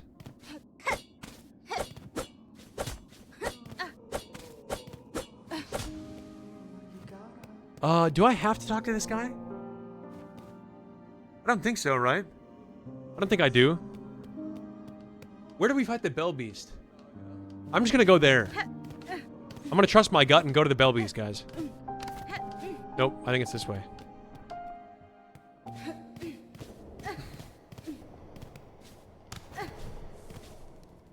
What if I don't care if he lives in the long run? That's right. You're getting to know a little bit about me.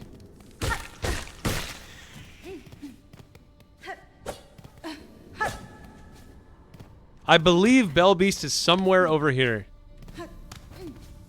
As is Chakra, if I remember correctly. Okay. Jesus.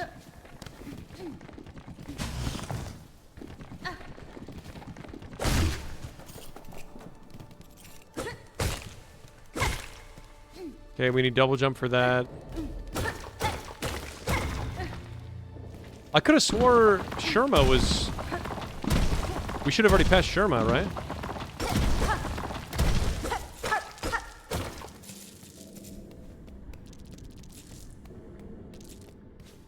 Beastfly skip?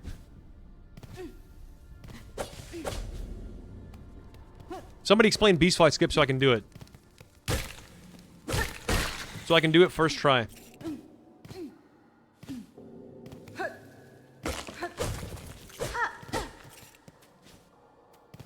It's an actual skip? Yeah. Let me know. Give me... Found him.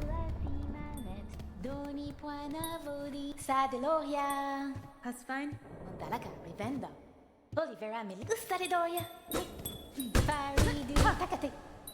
Oh crap, was I supposed to not fall down? Oops. Let me just open my map.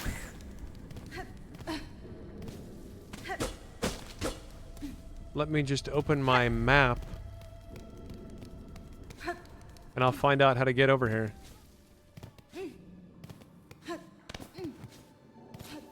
Two seconds.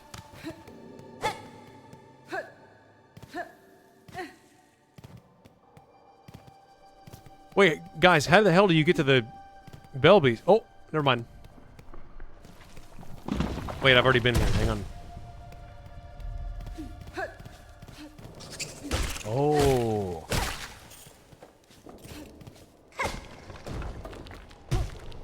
Oh.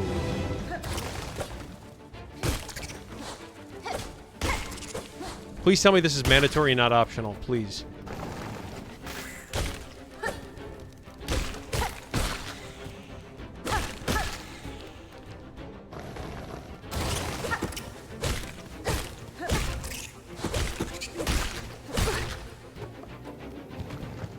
Oh, Beastfly skip was to skip the... Wait, what? What am I binding? Oh, my health. Oh, if I got hit, I was dead. I didn't even see my health. Oh my god. I didn't even realize I was one hit from dying right there. I didn't even realize that. Whoopsies. I guess we gotta be more careful, guys.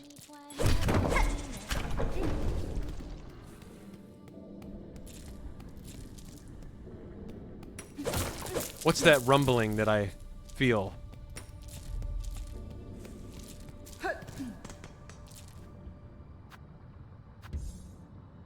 Actually, okay, fine. Never mind, never mind. I'll do it.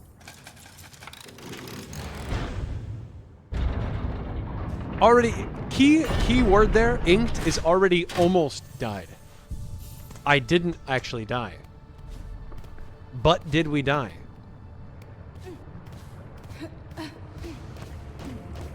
The marrow.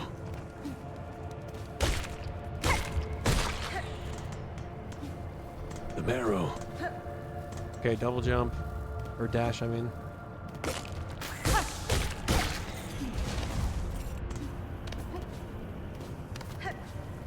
Okay, here's the fleas.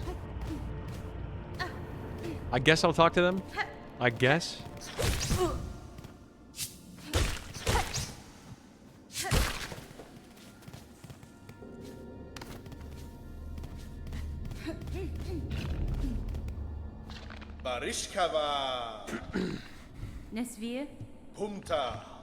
Beastfly skip lets you skip straight to chakra? I should have done that. Steven would have glitched past Heartgate already.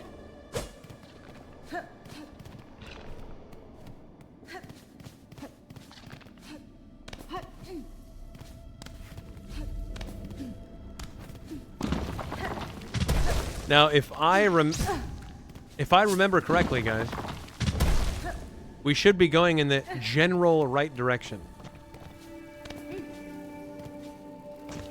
To specifically fight Biddle Buddy. Oh, that's right, we have to unlock that. Oops.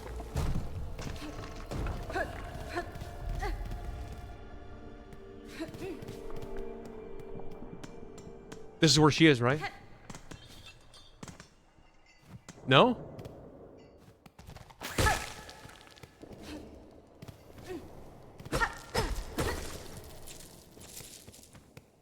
We have to be getting close to chakra, at the very least.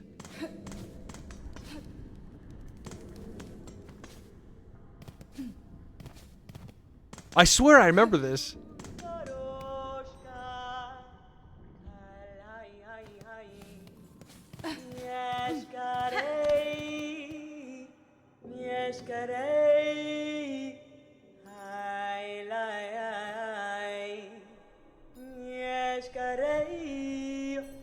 No, this is Silksong.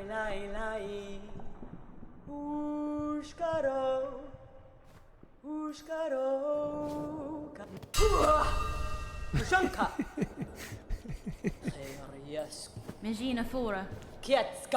Magina Fura. Guys, Hornet always be saying that. Hornet always be saying Magina Fura. Also, I want to get that charm that collects the rosaries for me. Classic Hornet. Guys, who am I? Magina Fura.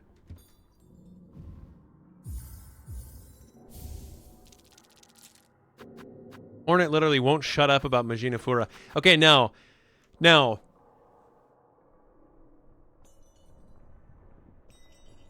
Okay, I'm gonna go fight Biddle Buddy. I'm gonna go this way. I'm almost positive Biddle Buddy's this way. Almost positive.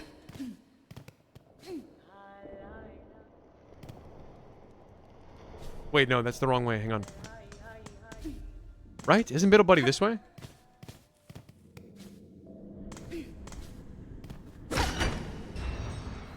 Aha. We're dead.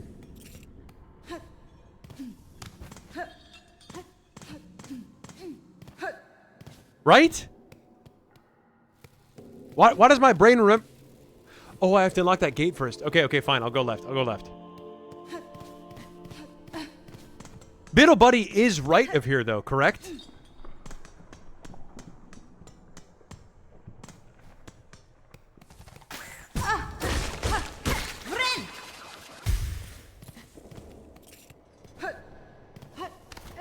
I guess. What do you mean, I guess?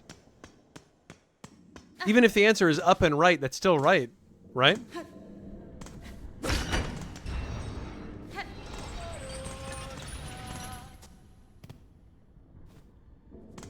Oh, that's right, okay.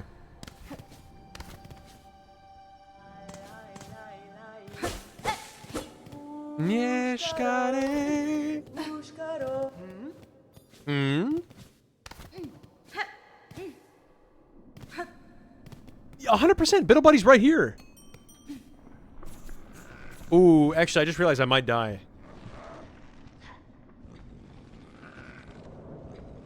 Oh, crap.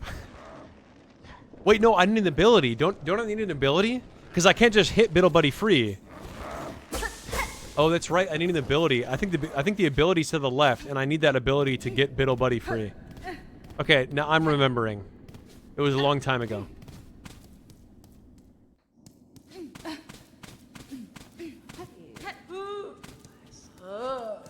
Oh my god, I hate these things. If I die, it's gonna be to one of these things.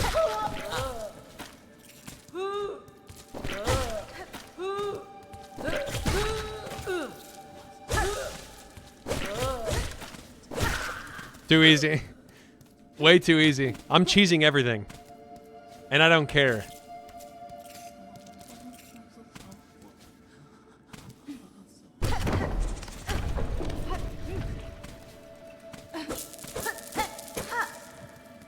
Why Strimmer get hit?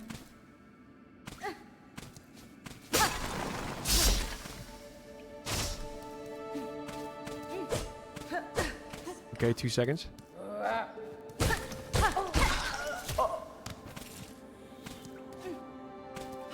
I don't remember anything. I don't remember this area at all.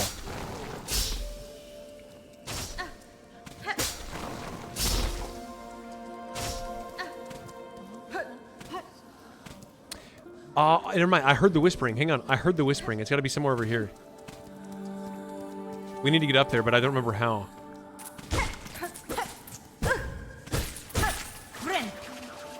Excuse me. Why is Strimmer getting hit? Hey, guys. First time chatter here. Does anybody know why he's intentionally getting hit?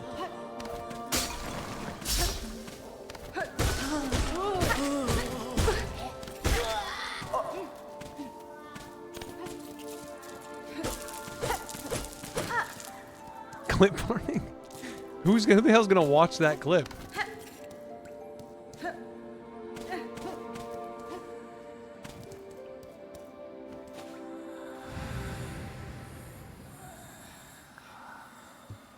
Daughter of a distant land. Okay, now this is the ability. This is not dash. Right? Because all I remember from my playthrough is that I walked past. I thought the second one that I walked past was this one, but it was actually a different one. So do I also get dash here, or is that a different place? I still don't know. Okay, now it's time to fight Biddle Buddy. Not going in there. Don't care.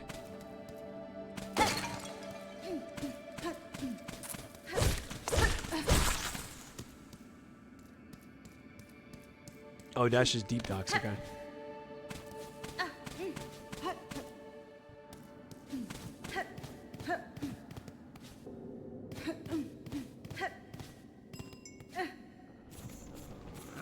Here we go. Guys, moment of truth. Moment of truth. Here we go.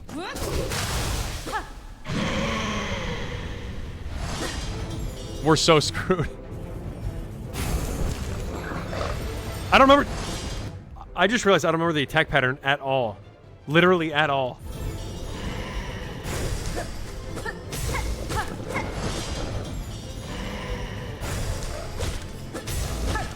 All I know is it's double hits. That's all I remember.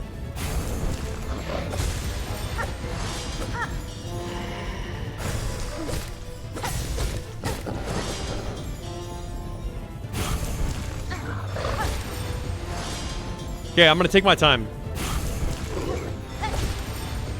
I'm gonna take my time here, guys. There's no need to rush.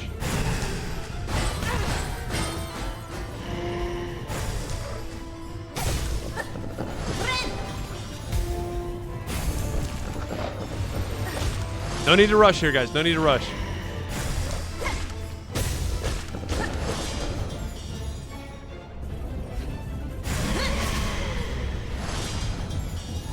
What? What? Wait, what's happening? What is this?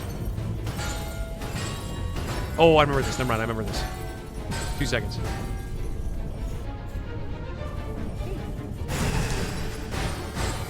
Okay.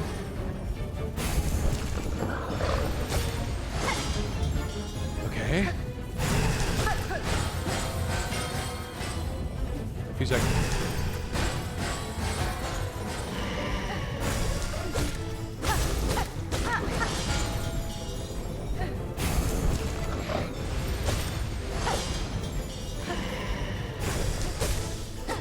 Okay, we got the heals. We're good. We should be good. I just tried to dash. Whoops, I just tried to dash a little bit.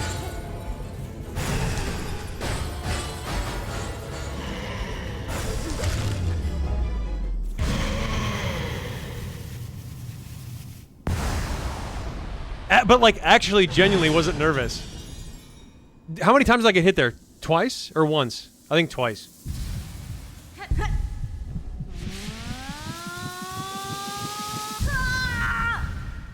I don't remember what this is. Is this just the ability to call the Bell Beast? Okay, 2 seconds. Oh, it's a silk thing.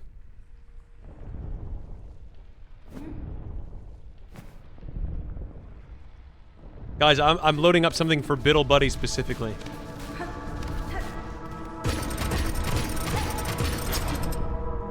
Everyone get ready. Everyone get your bow ties ready.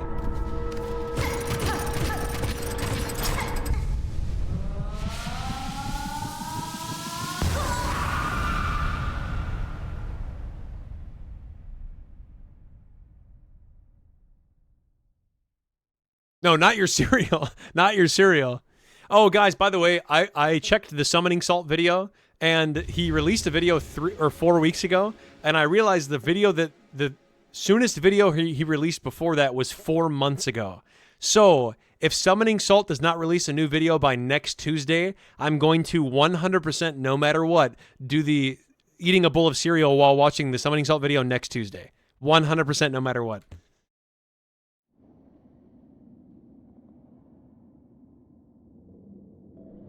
And it's probably going to be the Tetris one, unless somebody can convince me otherwise.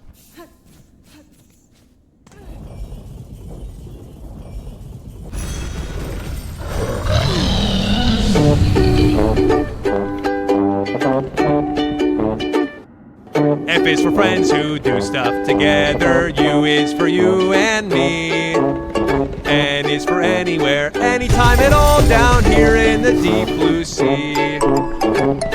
Oh crap! Wait, crap! Hang on. F is for friends who do stuff. When does the song start? Okay, here we go.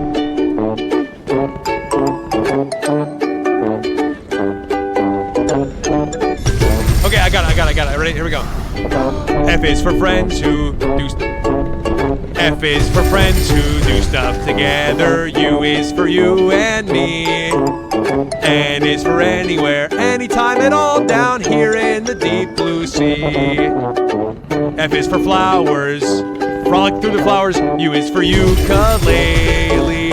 N is for nose picking, cherry gum and sand licking, here with my best buddy. Ha ha ha ha ha. All right, I'm done. I'm not doing the whole thing. I'm not doing the whole thing.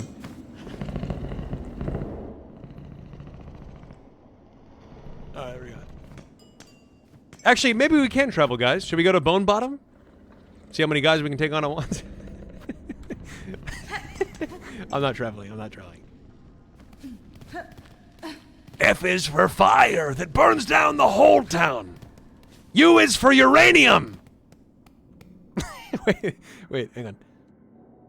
U is for uranium. Bombs.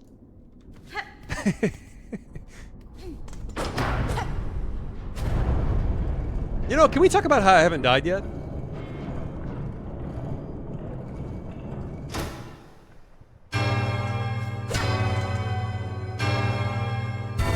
No, we can't? Oh.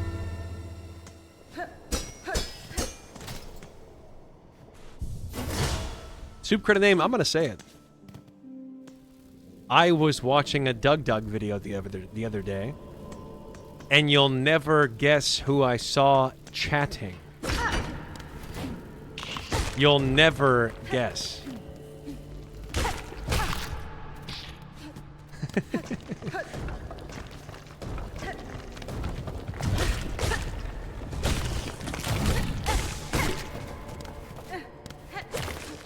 I mean, guys, for Steel Soul, do you have to do Act 3, or can you just end the game after Grandmother Silk?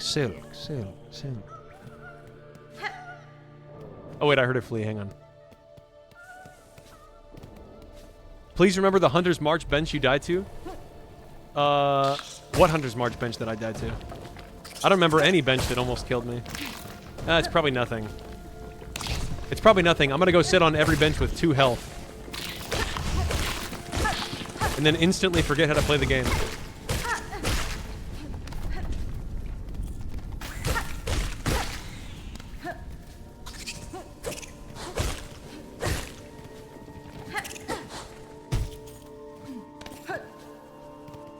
Oh, there's an achievement for 100% for Steel Soul? I've actually never Steel Soul. Okay, duly noted. Trevor, you need to remember that when you land from a far fall, there is a little bit of input lag that you must wait for it. Duly noted. You cannot jump immediately after landing after a far fall. Got it.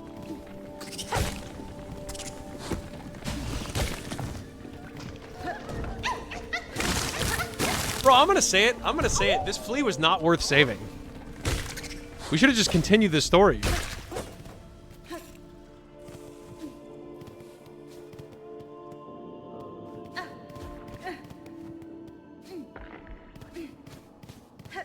I need to get that.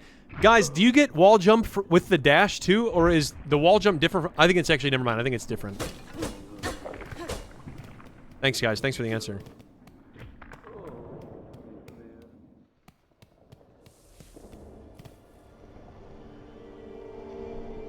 Oh, secure any ending before attempting 100%.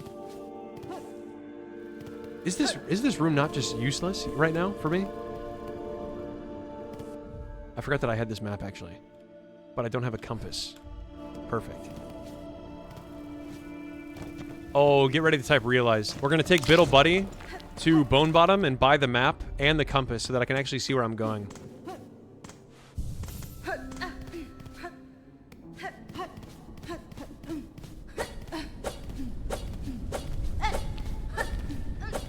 You guys remember when I discovered that this was faster on my own?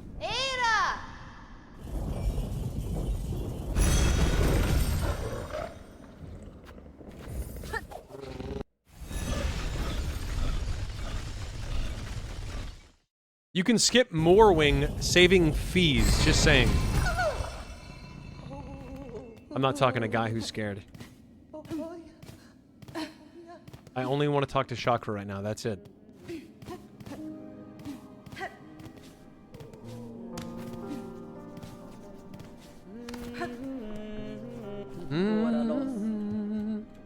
Mi offende? Okay, compass and I think just that, right? Oh crap! Actually, wait a minute. I think I need to go murder some things. Actually, wait, 2 seconds. I think there's something... Because I want both of those really bad. Because otherwise we're genuinely just screwed. I think I can kill some stuff over here, and they give some pretty decent rosaries. I don't have any rosary strings, I don't think. No, I don't.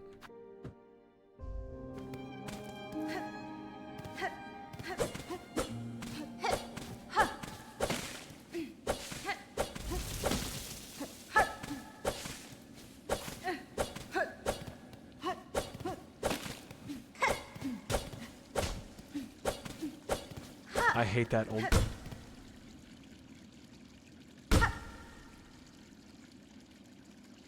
What am I missing? Why is this closed? I don't remember why this is closed. I only remember that it was... I only ever remember it being open. Whoops. Whoops. Oh, I also realized there's no point in stringing my rosaries into rosary beads if we're doing Steel Soul, because if we die even a single time, they're literally useless. Wait, guys. Okay, fine. You know what I'm gonna buy? I'm not gonna buy the compass. I'm only gonna buy the map, the quill. Vishke. Vishke.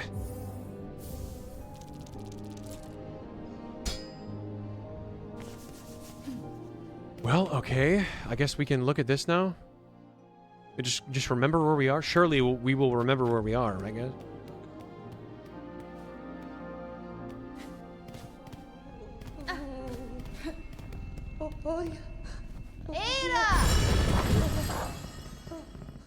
Silk eaters aren't useless though? Only because you can sell them? Is that why?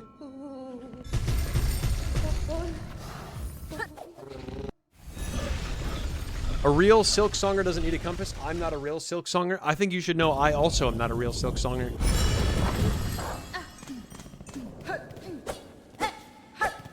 You know, I've only 100% of the game. That's it. I'm not really keeping track, though.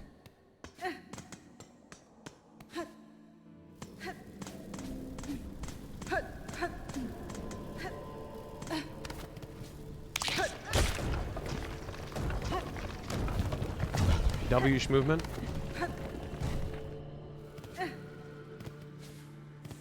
Okay, surely this has to be the right way. Actually, wait, hang on, hang on. Where am I right now? Oh, I know where I am. I'm right... What? I can't even show you? You need the compass for me to show you where I am? I know where I am. I need to go down and right. That's what I need to do.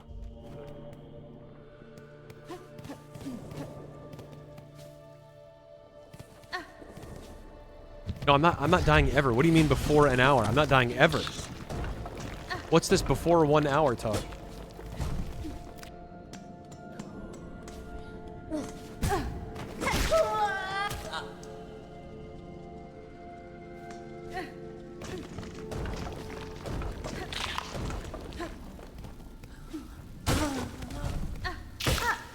Is anybody else genuinely sad about that? Is anyone else gonna have a hard time sleeping after that one?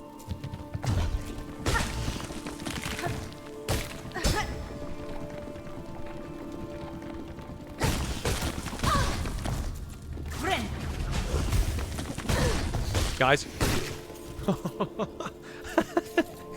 Alright, okay, hang on. We're good, we're good, we're good, we're good. Trust. Well, I kind of needed that bug to not be dead.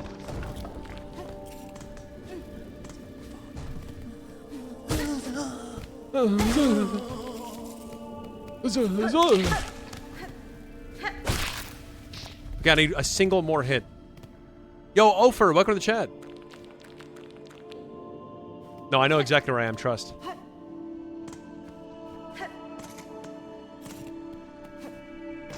Thank God for these shards, guys. You know, these things that I'm gonna use a lot?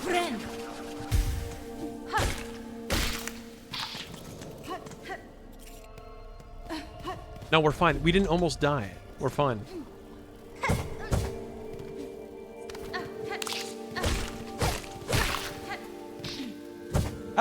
hang on. I don't know if I want to... Do I even want to go here right now? I'm condemning myself to die, right? I don't want to go to Hunter's March. I don't want to go to the ants. That sounds like a terrible idea.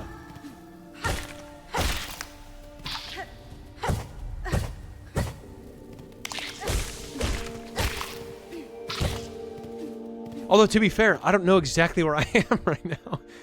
I think I'm going up into a new area.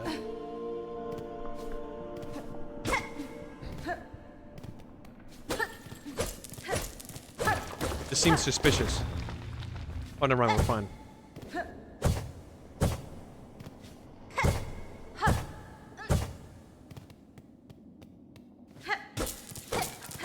Who cares about rosaries? Wait, never mind, I need the compass. Never mind, I need the compass. I care about rosaries. Okay, this is good. Good. Now I just have to go back. Now we just have to go back, guys.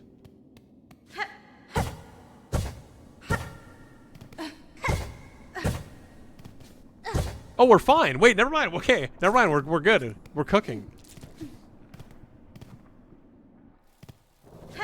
You need a lot of rosaries if you want Wanderer's Crest? I don't remember why. I mean, I can infer from your message it costs a lot of money, but I don't remember it costing a lot of money. Oh, I remember these.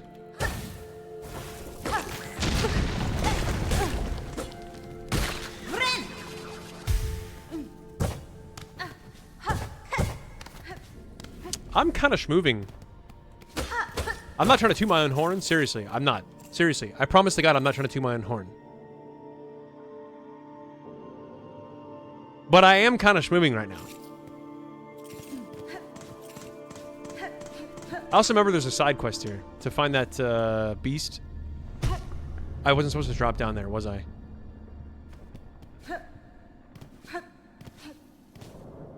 Was I? Kill me?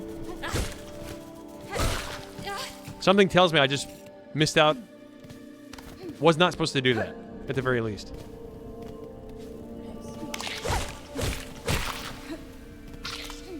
Oh, 30 rosaries? Okay, never mind. Never mind. I'm good. I'm good. I'm going back. I don't care.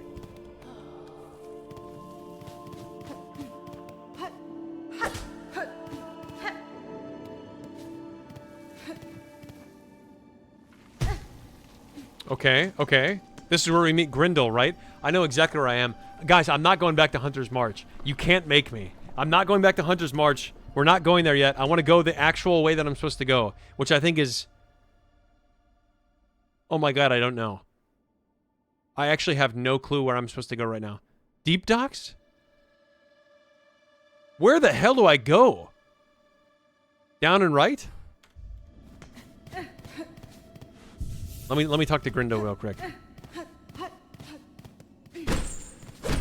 Toda.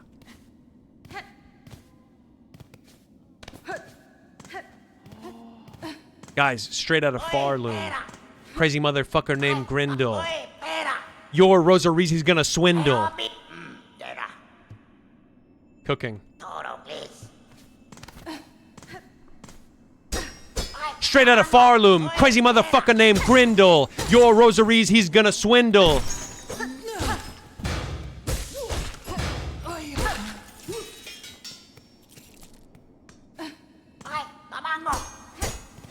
Ay, hablamos.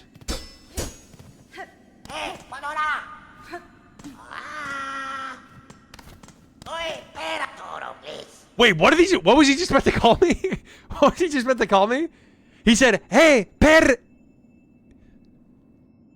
I don't remember how to get this key.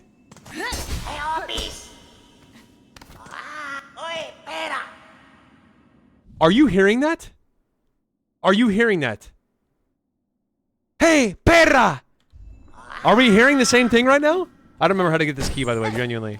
I think, do I need to have a small key? Probably that, right? I need to already have a small key.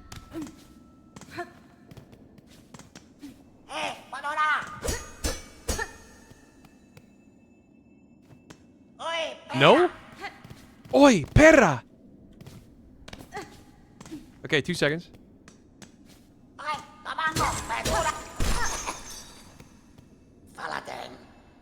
Oh, free at last. Hang on. Guys, this is my voice acting reel for Grindel for Team Cherry. Ready?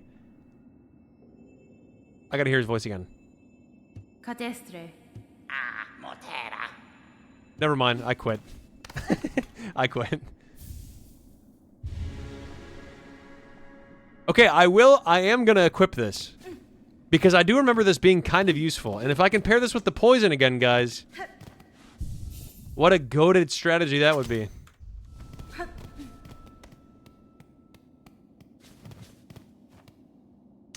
Oh my god.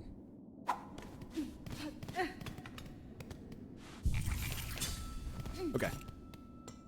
Actually, we can actually put these shards to good use. Now, I'm not going right. It's never going to happen. I'm not going up and right. Not going to happen. I'm not going to Hunter's March. I literally hated my life that I did that in the first playthrough, genuinely. Oh, I didn't mean to do that. Instead, I'm going to go to Deep Docks.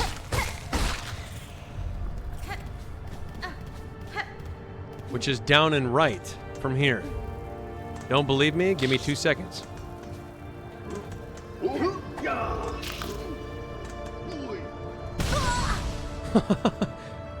Okay. Alright, hang on.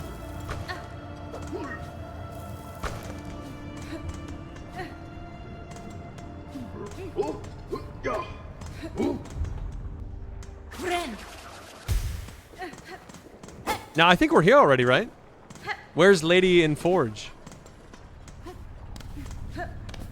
Should we go for a lace fight?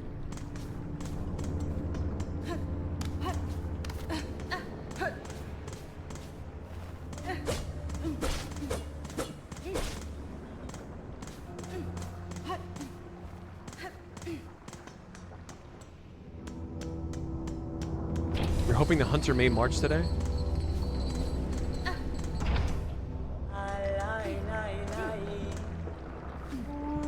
Yeshkare. Da, fenestra.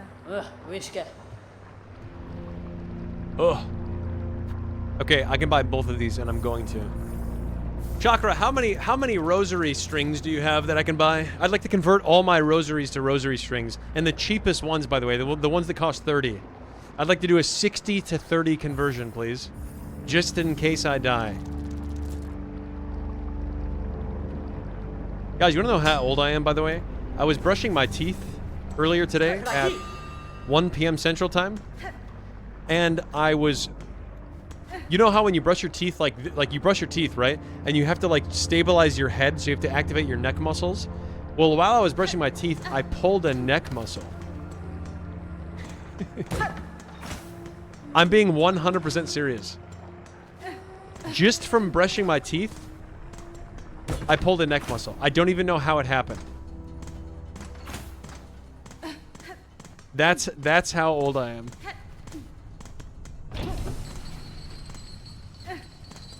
What the most random injury to have.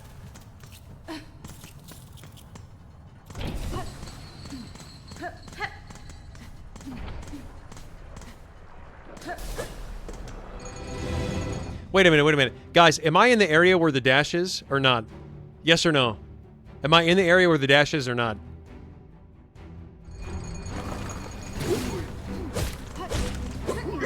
I gotta focus here. I'm in danger. Haha.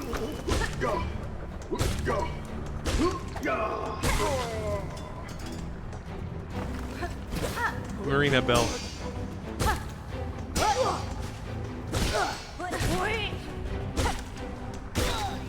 Guys, let me get a hit of that bell. Take that. Take a little bit of your own medicine.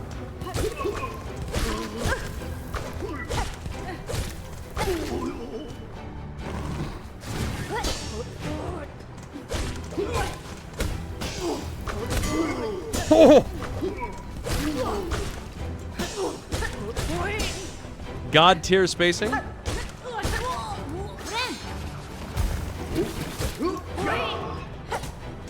Oh god, I hate this. I hate that I don't have the pogo.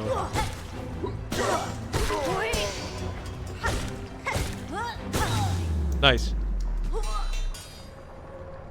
I am supposed to go in deep docks? Okay, perfect. Guys, listen to this. Wait, hang on, wrong way. Dash is an upper part of deep docks? Okay. Can you time out Narco? He's scaring me. What is Narco saying? Does anyone willingly brush their teeth lying down? Hang on, guys. 2 seconds. I have to type something in Twitch chat. Unrelated. Unrelated here. 2 seconds.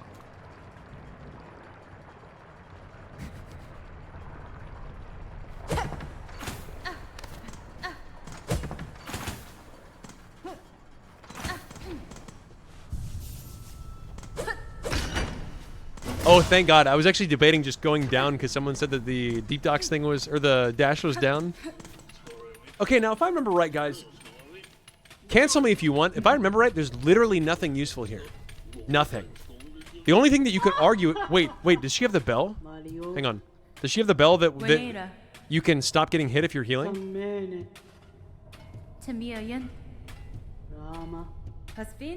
Because I actually like that bell. Yes. No, never mind. No, it's not this one. This is just the one that... Is this the one that can block... Oh, Silk Shot is later on.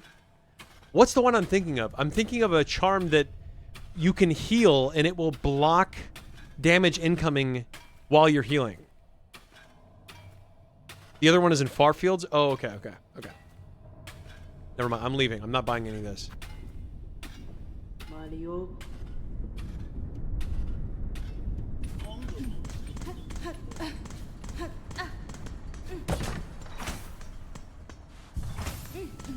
Okay.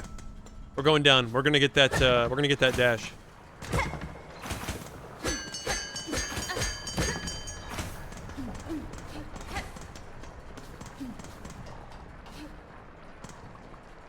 I can't go this way.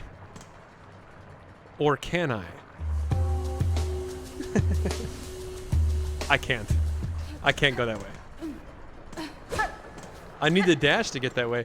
But then, okay, 2 seconds. But then, oh, I go left. I go left and down.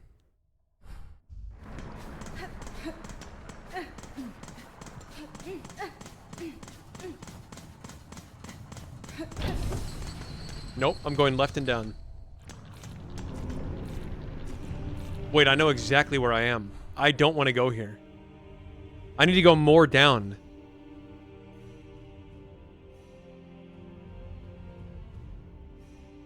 Wait, no, because hang on.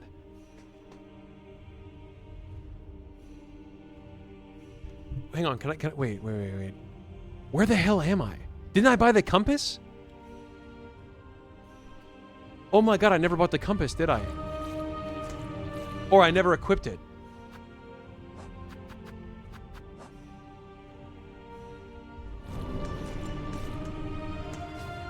Guys, how am I doing with respect to the world record?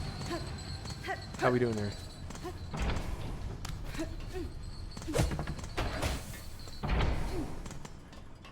Nope. Nope.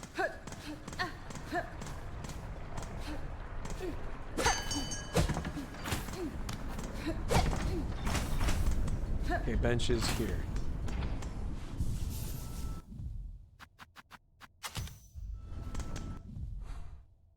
Yes, okay. How the hell do you go right in that room? I don't remember going right in that room ever. I just remember the guys that throw bombs at you. I can't go that way. I can't fight Lace yet. Are you telling me, guys, are you telling me... why can't I point to the areas that I want to talk about? You should be able to do that by pressing C. Are you telling me I need to go to that room that's below me, that's unexplored right now? Is that what you're telling me? The highest room on your map in Deep Docks. Oh, that's right. Because it's those symbols. Never mind. I knew it. I knew it all along, guys. I'm not going down there to guys with bombs. We're not doing that. That will for sure end my run. Guys, I know my strengths and I know my weaknesses. And while my weaknesses may be few, they are dangerous. That much I can promise you. How many mother... 2 seconds. How many clips do I need to have on my clips channel of me insta-dying to make that clear? How come Chakra gets so mad whenever I leave?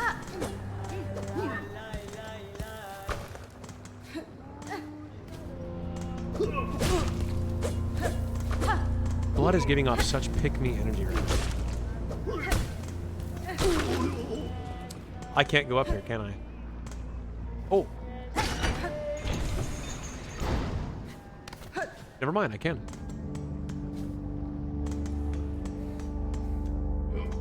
Because she loves you? Okay, let me ask you guys a question. Do you scream at the people you love when they leave?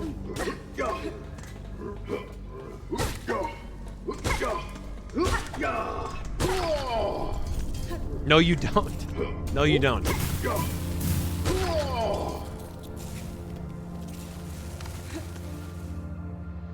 I forgot about that detail. That's cool.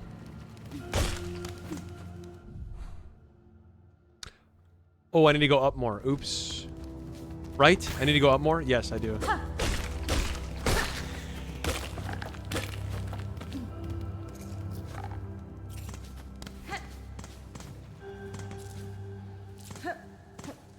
Hey, Super Name, is everything okay? Super Name, you know if you make a mistake, it's okay, right? Nobody's here to judge you.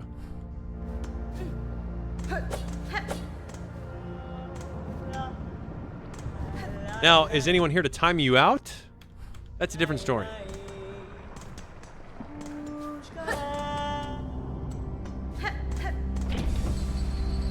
You just... I don't even know why that's funny, actually. When your family members leave, you tell them they're bald, and you scream at them.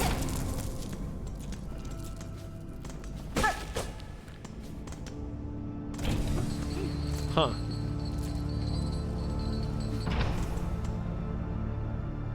Two seconds. Okay, I am going the right way, but something just doesn't feel right. I feel like I'm forgetting something, but the only problem is I don't remember what I forgot.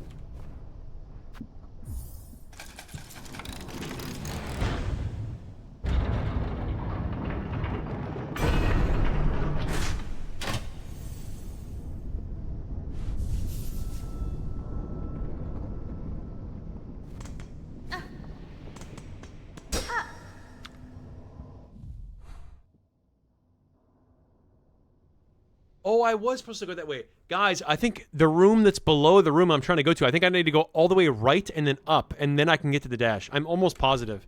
And guys, in one emote, please, I don't care if you backseat. Just tell me, am I right? Am I correct in that?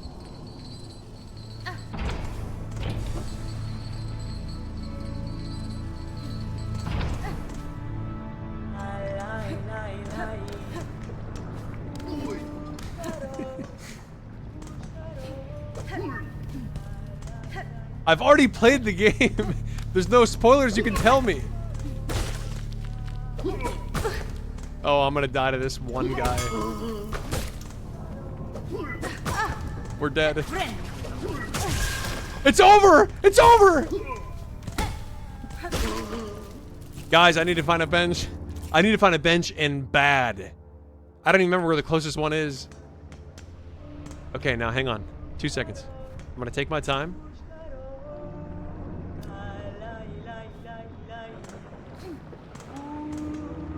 Where's the nearest bench? Where I just went? I think.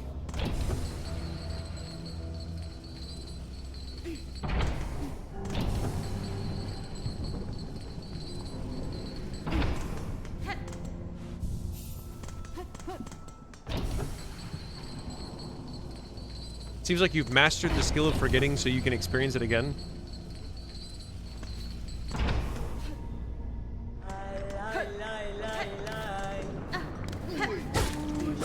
Okay, I'm killing this guy so we don't have to deal with him. So we can't really ignore him, you know?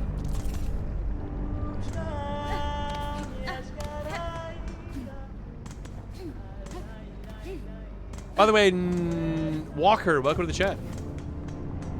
I miss your Hollow Knight early days. Hey, you can always go back and watch the VODs. and play them at 0.25 speed on loop.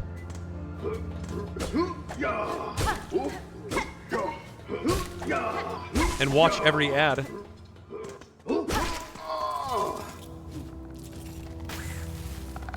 Thank God that was lava. Okay, 2 seconds. I don't know. Okay, just straight right. Straight right.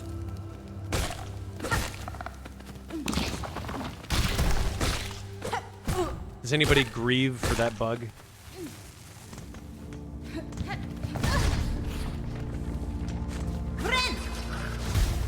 No way I'm entering Hunter's March. Can I run 3 minutes of ads now? No, because someone brought up the point that literally only affects people that don't have subs, which I forgot. For some reason I thought it affected everybody, but it doesn't. Alright, now this should be the area.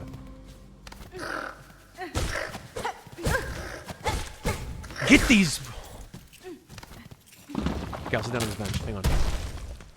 Let's not be too hasty, guys.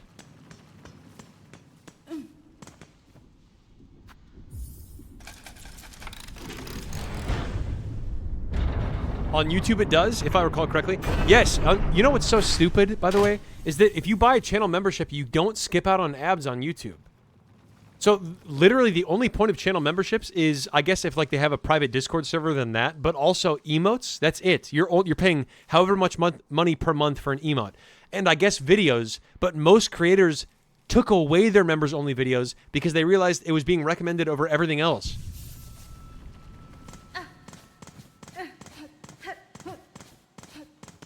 $20 per month for 5 emotes. I'd make the emotes like 30 pixels of my face. And it would be something you could never use in any situation. I wonder what face is actually the least applicable, least useful face to use in any given scenario. Now I'm genuinely curious. I'm not even in the right area.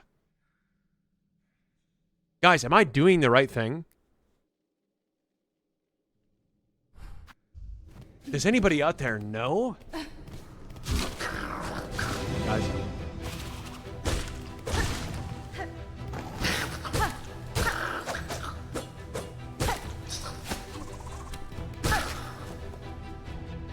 Guys?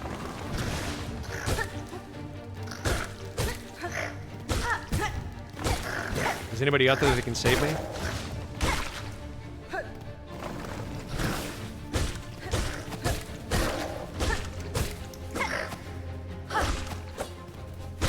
I've pogoed off these MFers enough to know their attack pattern.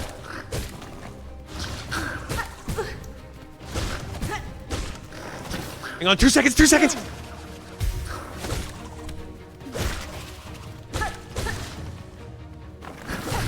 Nice. The most overused is "I can't fight me." I mean, it's certainly used a lot. I would say if you're a Northern Lion viewer, which, let's be honest, nobody here watches Northern Lion. Let's be totally honest. Let's be totally honest. I'm the only person that falls into the demographic of watching Northern Lion. Yes, "I can't" is the most used emote for sure.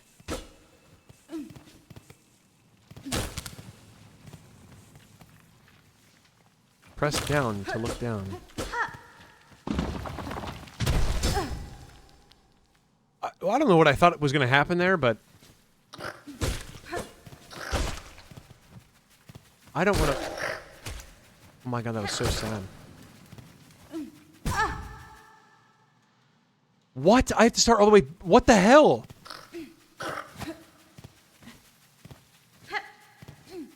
Okay.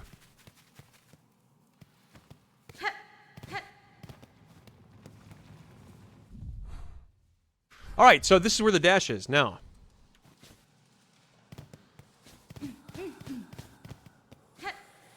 Thank God. Okay, thank God.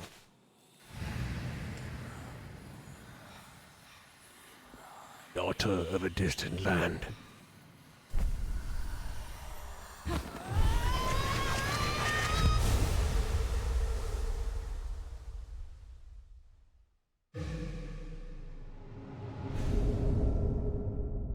Oh my god, I'm trying to crack my neck, but I pulled a muscle. Brushing my teeth. I really wish that that was a joke. Wait, the prediction's over?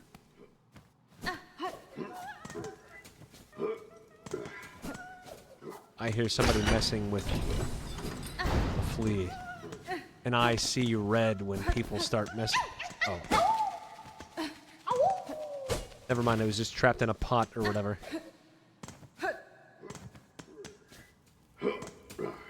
Oh, it was this guy. It was the combination. Okay.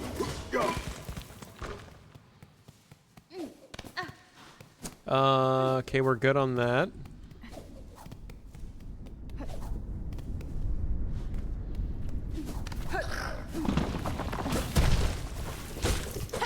What is he doing right now? We're talking about how when you reach a certain age, you can pull a muscle in your neck just by brushing your teeth.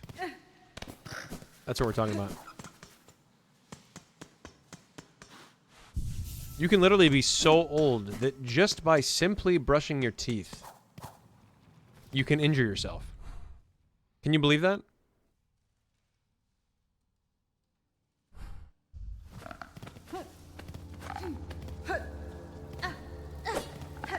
Wait, so did I pull it together for the believers?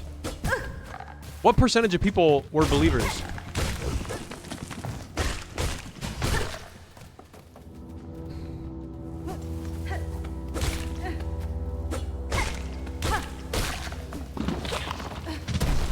I don't want to fight that. Bro, get off of me. 36% W.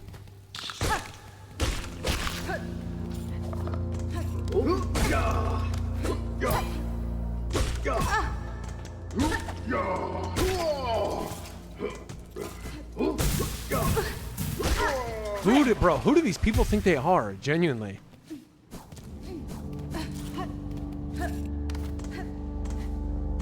The only thing I need to truly make this into a complete Steel Soul run, like they would make this literally unlosable, is if I had Wanderer's Crest, it would be over.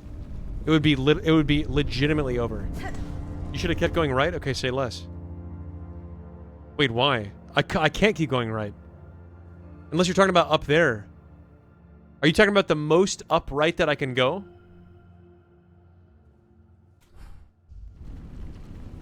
Or am I getting trolled? Am I getting trolled? No, I don't want to see the ants. I don't want to see the ants. Do I have to see the ants? I don't remember.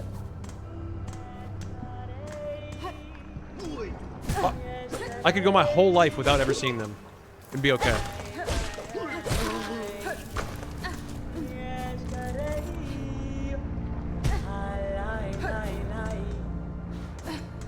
Fuck the ants. There, I said it. I want to fight Lace. That's what I want to do. Oh, I can. Wait, never mind. I can fight Lace. Okay, let me sit down on the bench, and then we'll fight Lace. Narco, can we get a quick prediction? Yes or no, I first time Lace?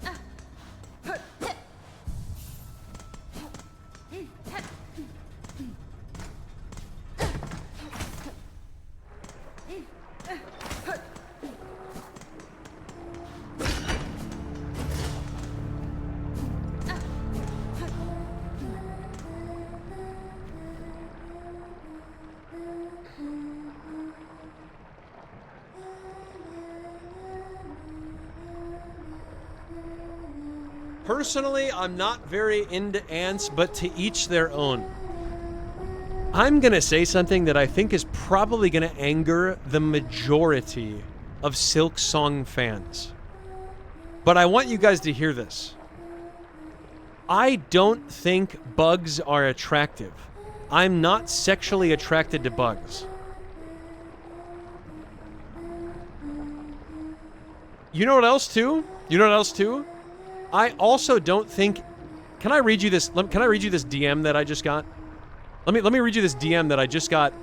Actually, I don't know how soon, how recent it was, but let me just read you this DM that I got on Instagram. You guys remember how I posted that video about how Monica is the least attractive fictional character of all time? Do you remember that?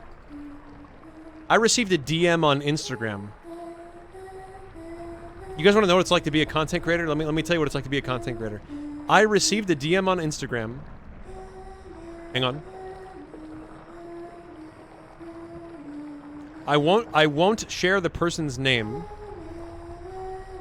Okay, for some reason, it's not letting me see my message request. There we go. I won't say the person's name, but they said, "This is the message that I got." Actually, wait. Let me hang on. Let me show you that. Let me show you the clip though first. By the way, I'm also stalling for the poll. I don't know if it's over yet, but least attractive fictional character. You guys need to have the context. You ready?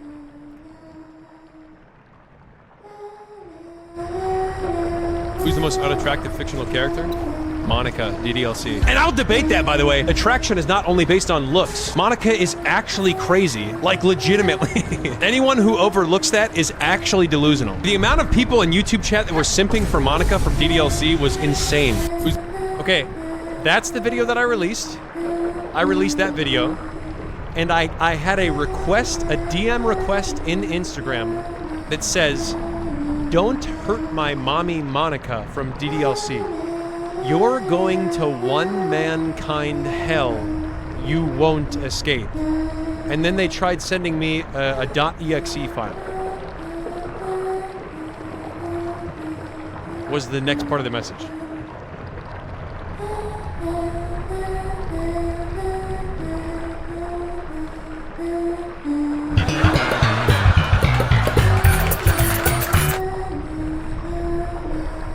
Yeah, so, you know, there are people out there that,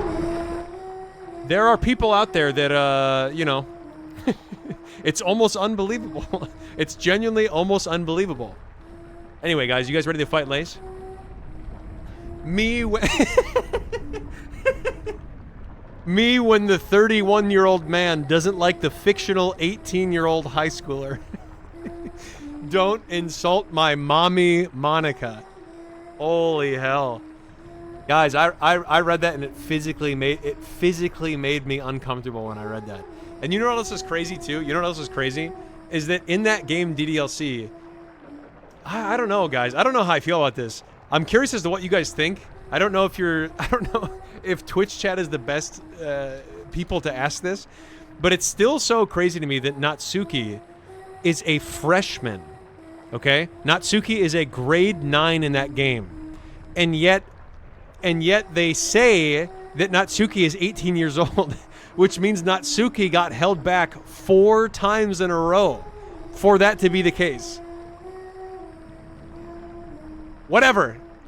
I personally, I don't know. You know, I don't know what to say. I don't know what to say. Anyway, you guys ready to fight Lace?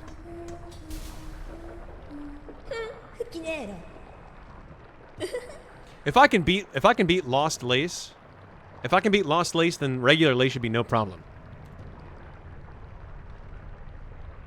Hironare.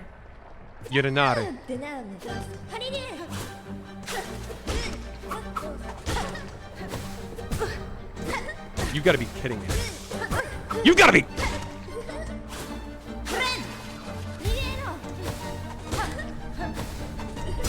What a...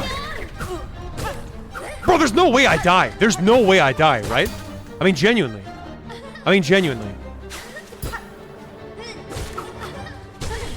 Okay, we're good. We're good. We're fine.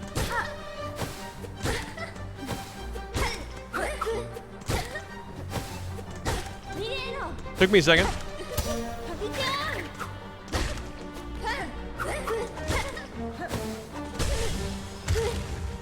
Oh, that was easy. Oh, wait. Okay, I thought we were done.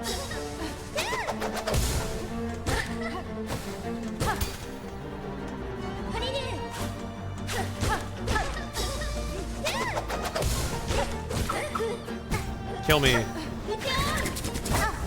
Oh my god, I forgot about double hits. That's a triple hit, isn't it? That little circle.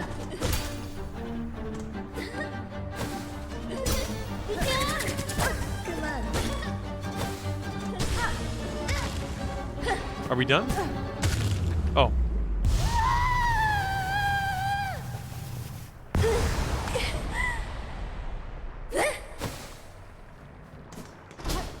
I'm gonna go sit down before we continue, guys. Were there any doubters in that? Were there any doubters in that poll or not? There was one? Can you imagine the payoff? Holy hell, can you imagine the payoff?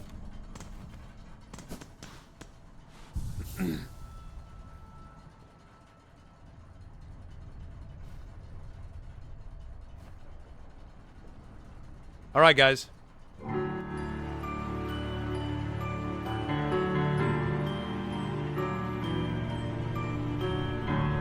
Guys, thanks so much for tuning in. I really appreciate it. The next stream that I have is going to be Saturday. You can either just check my About page if you want to see my stream schedule, or you can join the Discord, !Discord in the Twitch chat if you want to join Discord. I will always ping when I go live, or I'll always ping if I'm going to be late or anything like that. Not ping, but I'll let you know in the stream announcements. Also, the next stream is going to be a wheel stream. We may do a React video that day too, but it's going to primarily be wheel stream, and that's going to be like 4 hours. So thanks so much for tuning in. Thanks so much for tuning in. Really appreciate everybody being here. Peace out.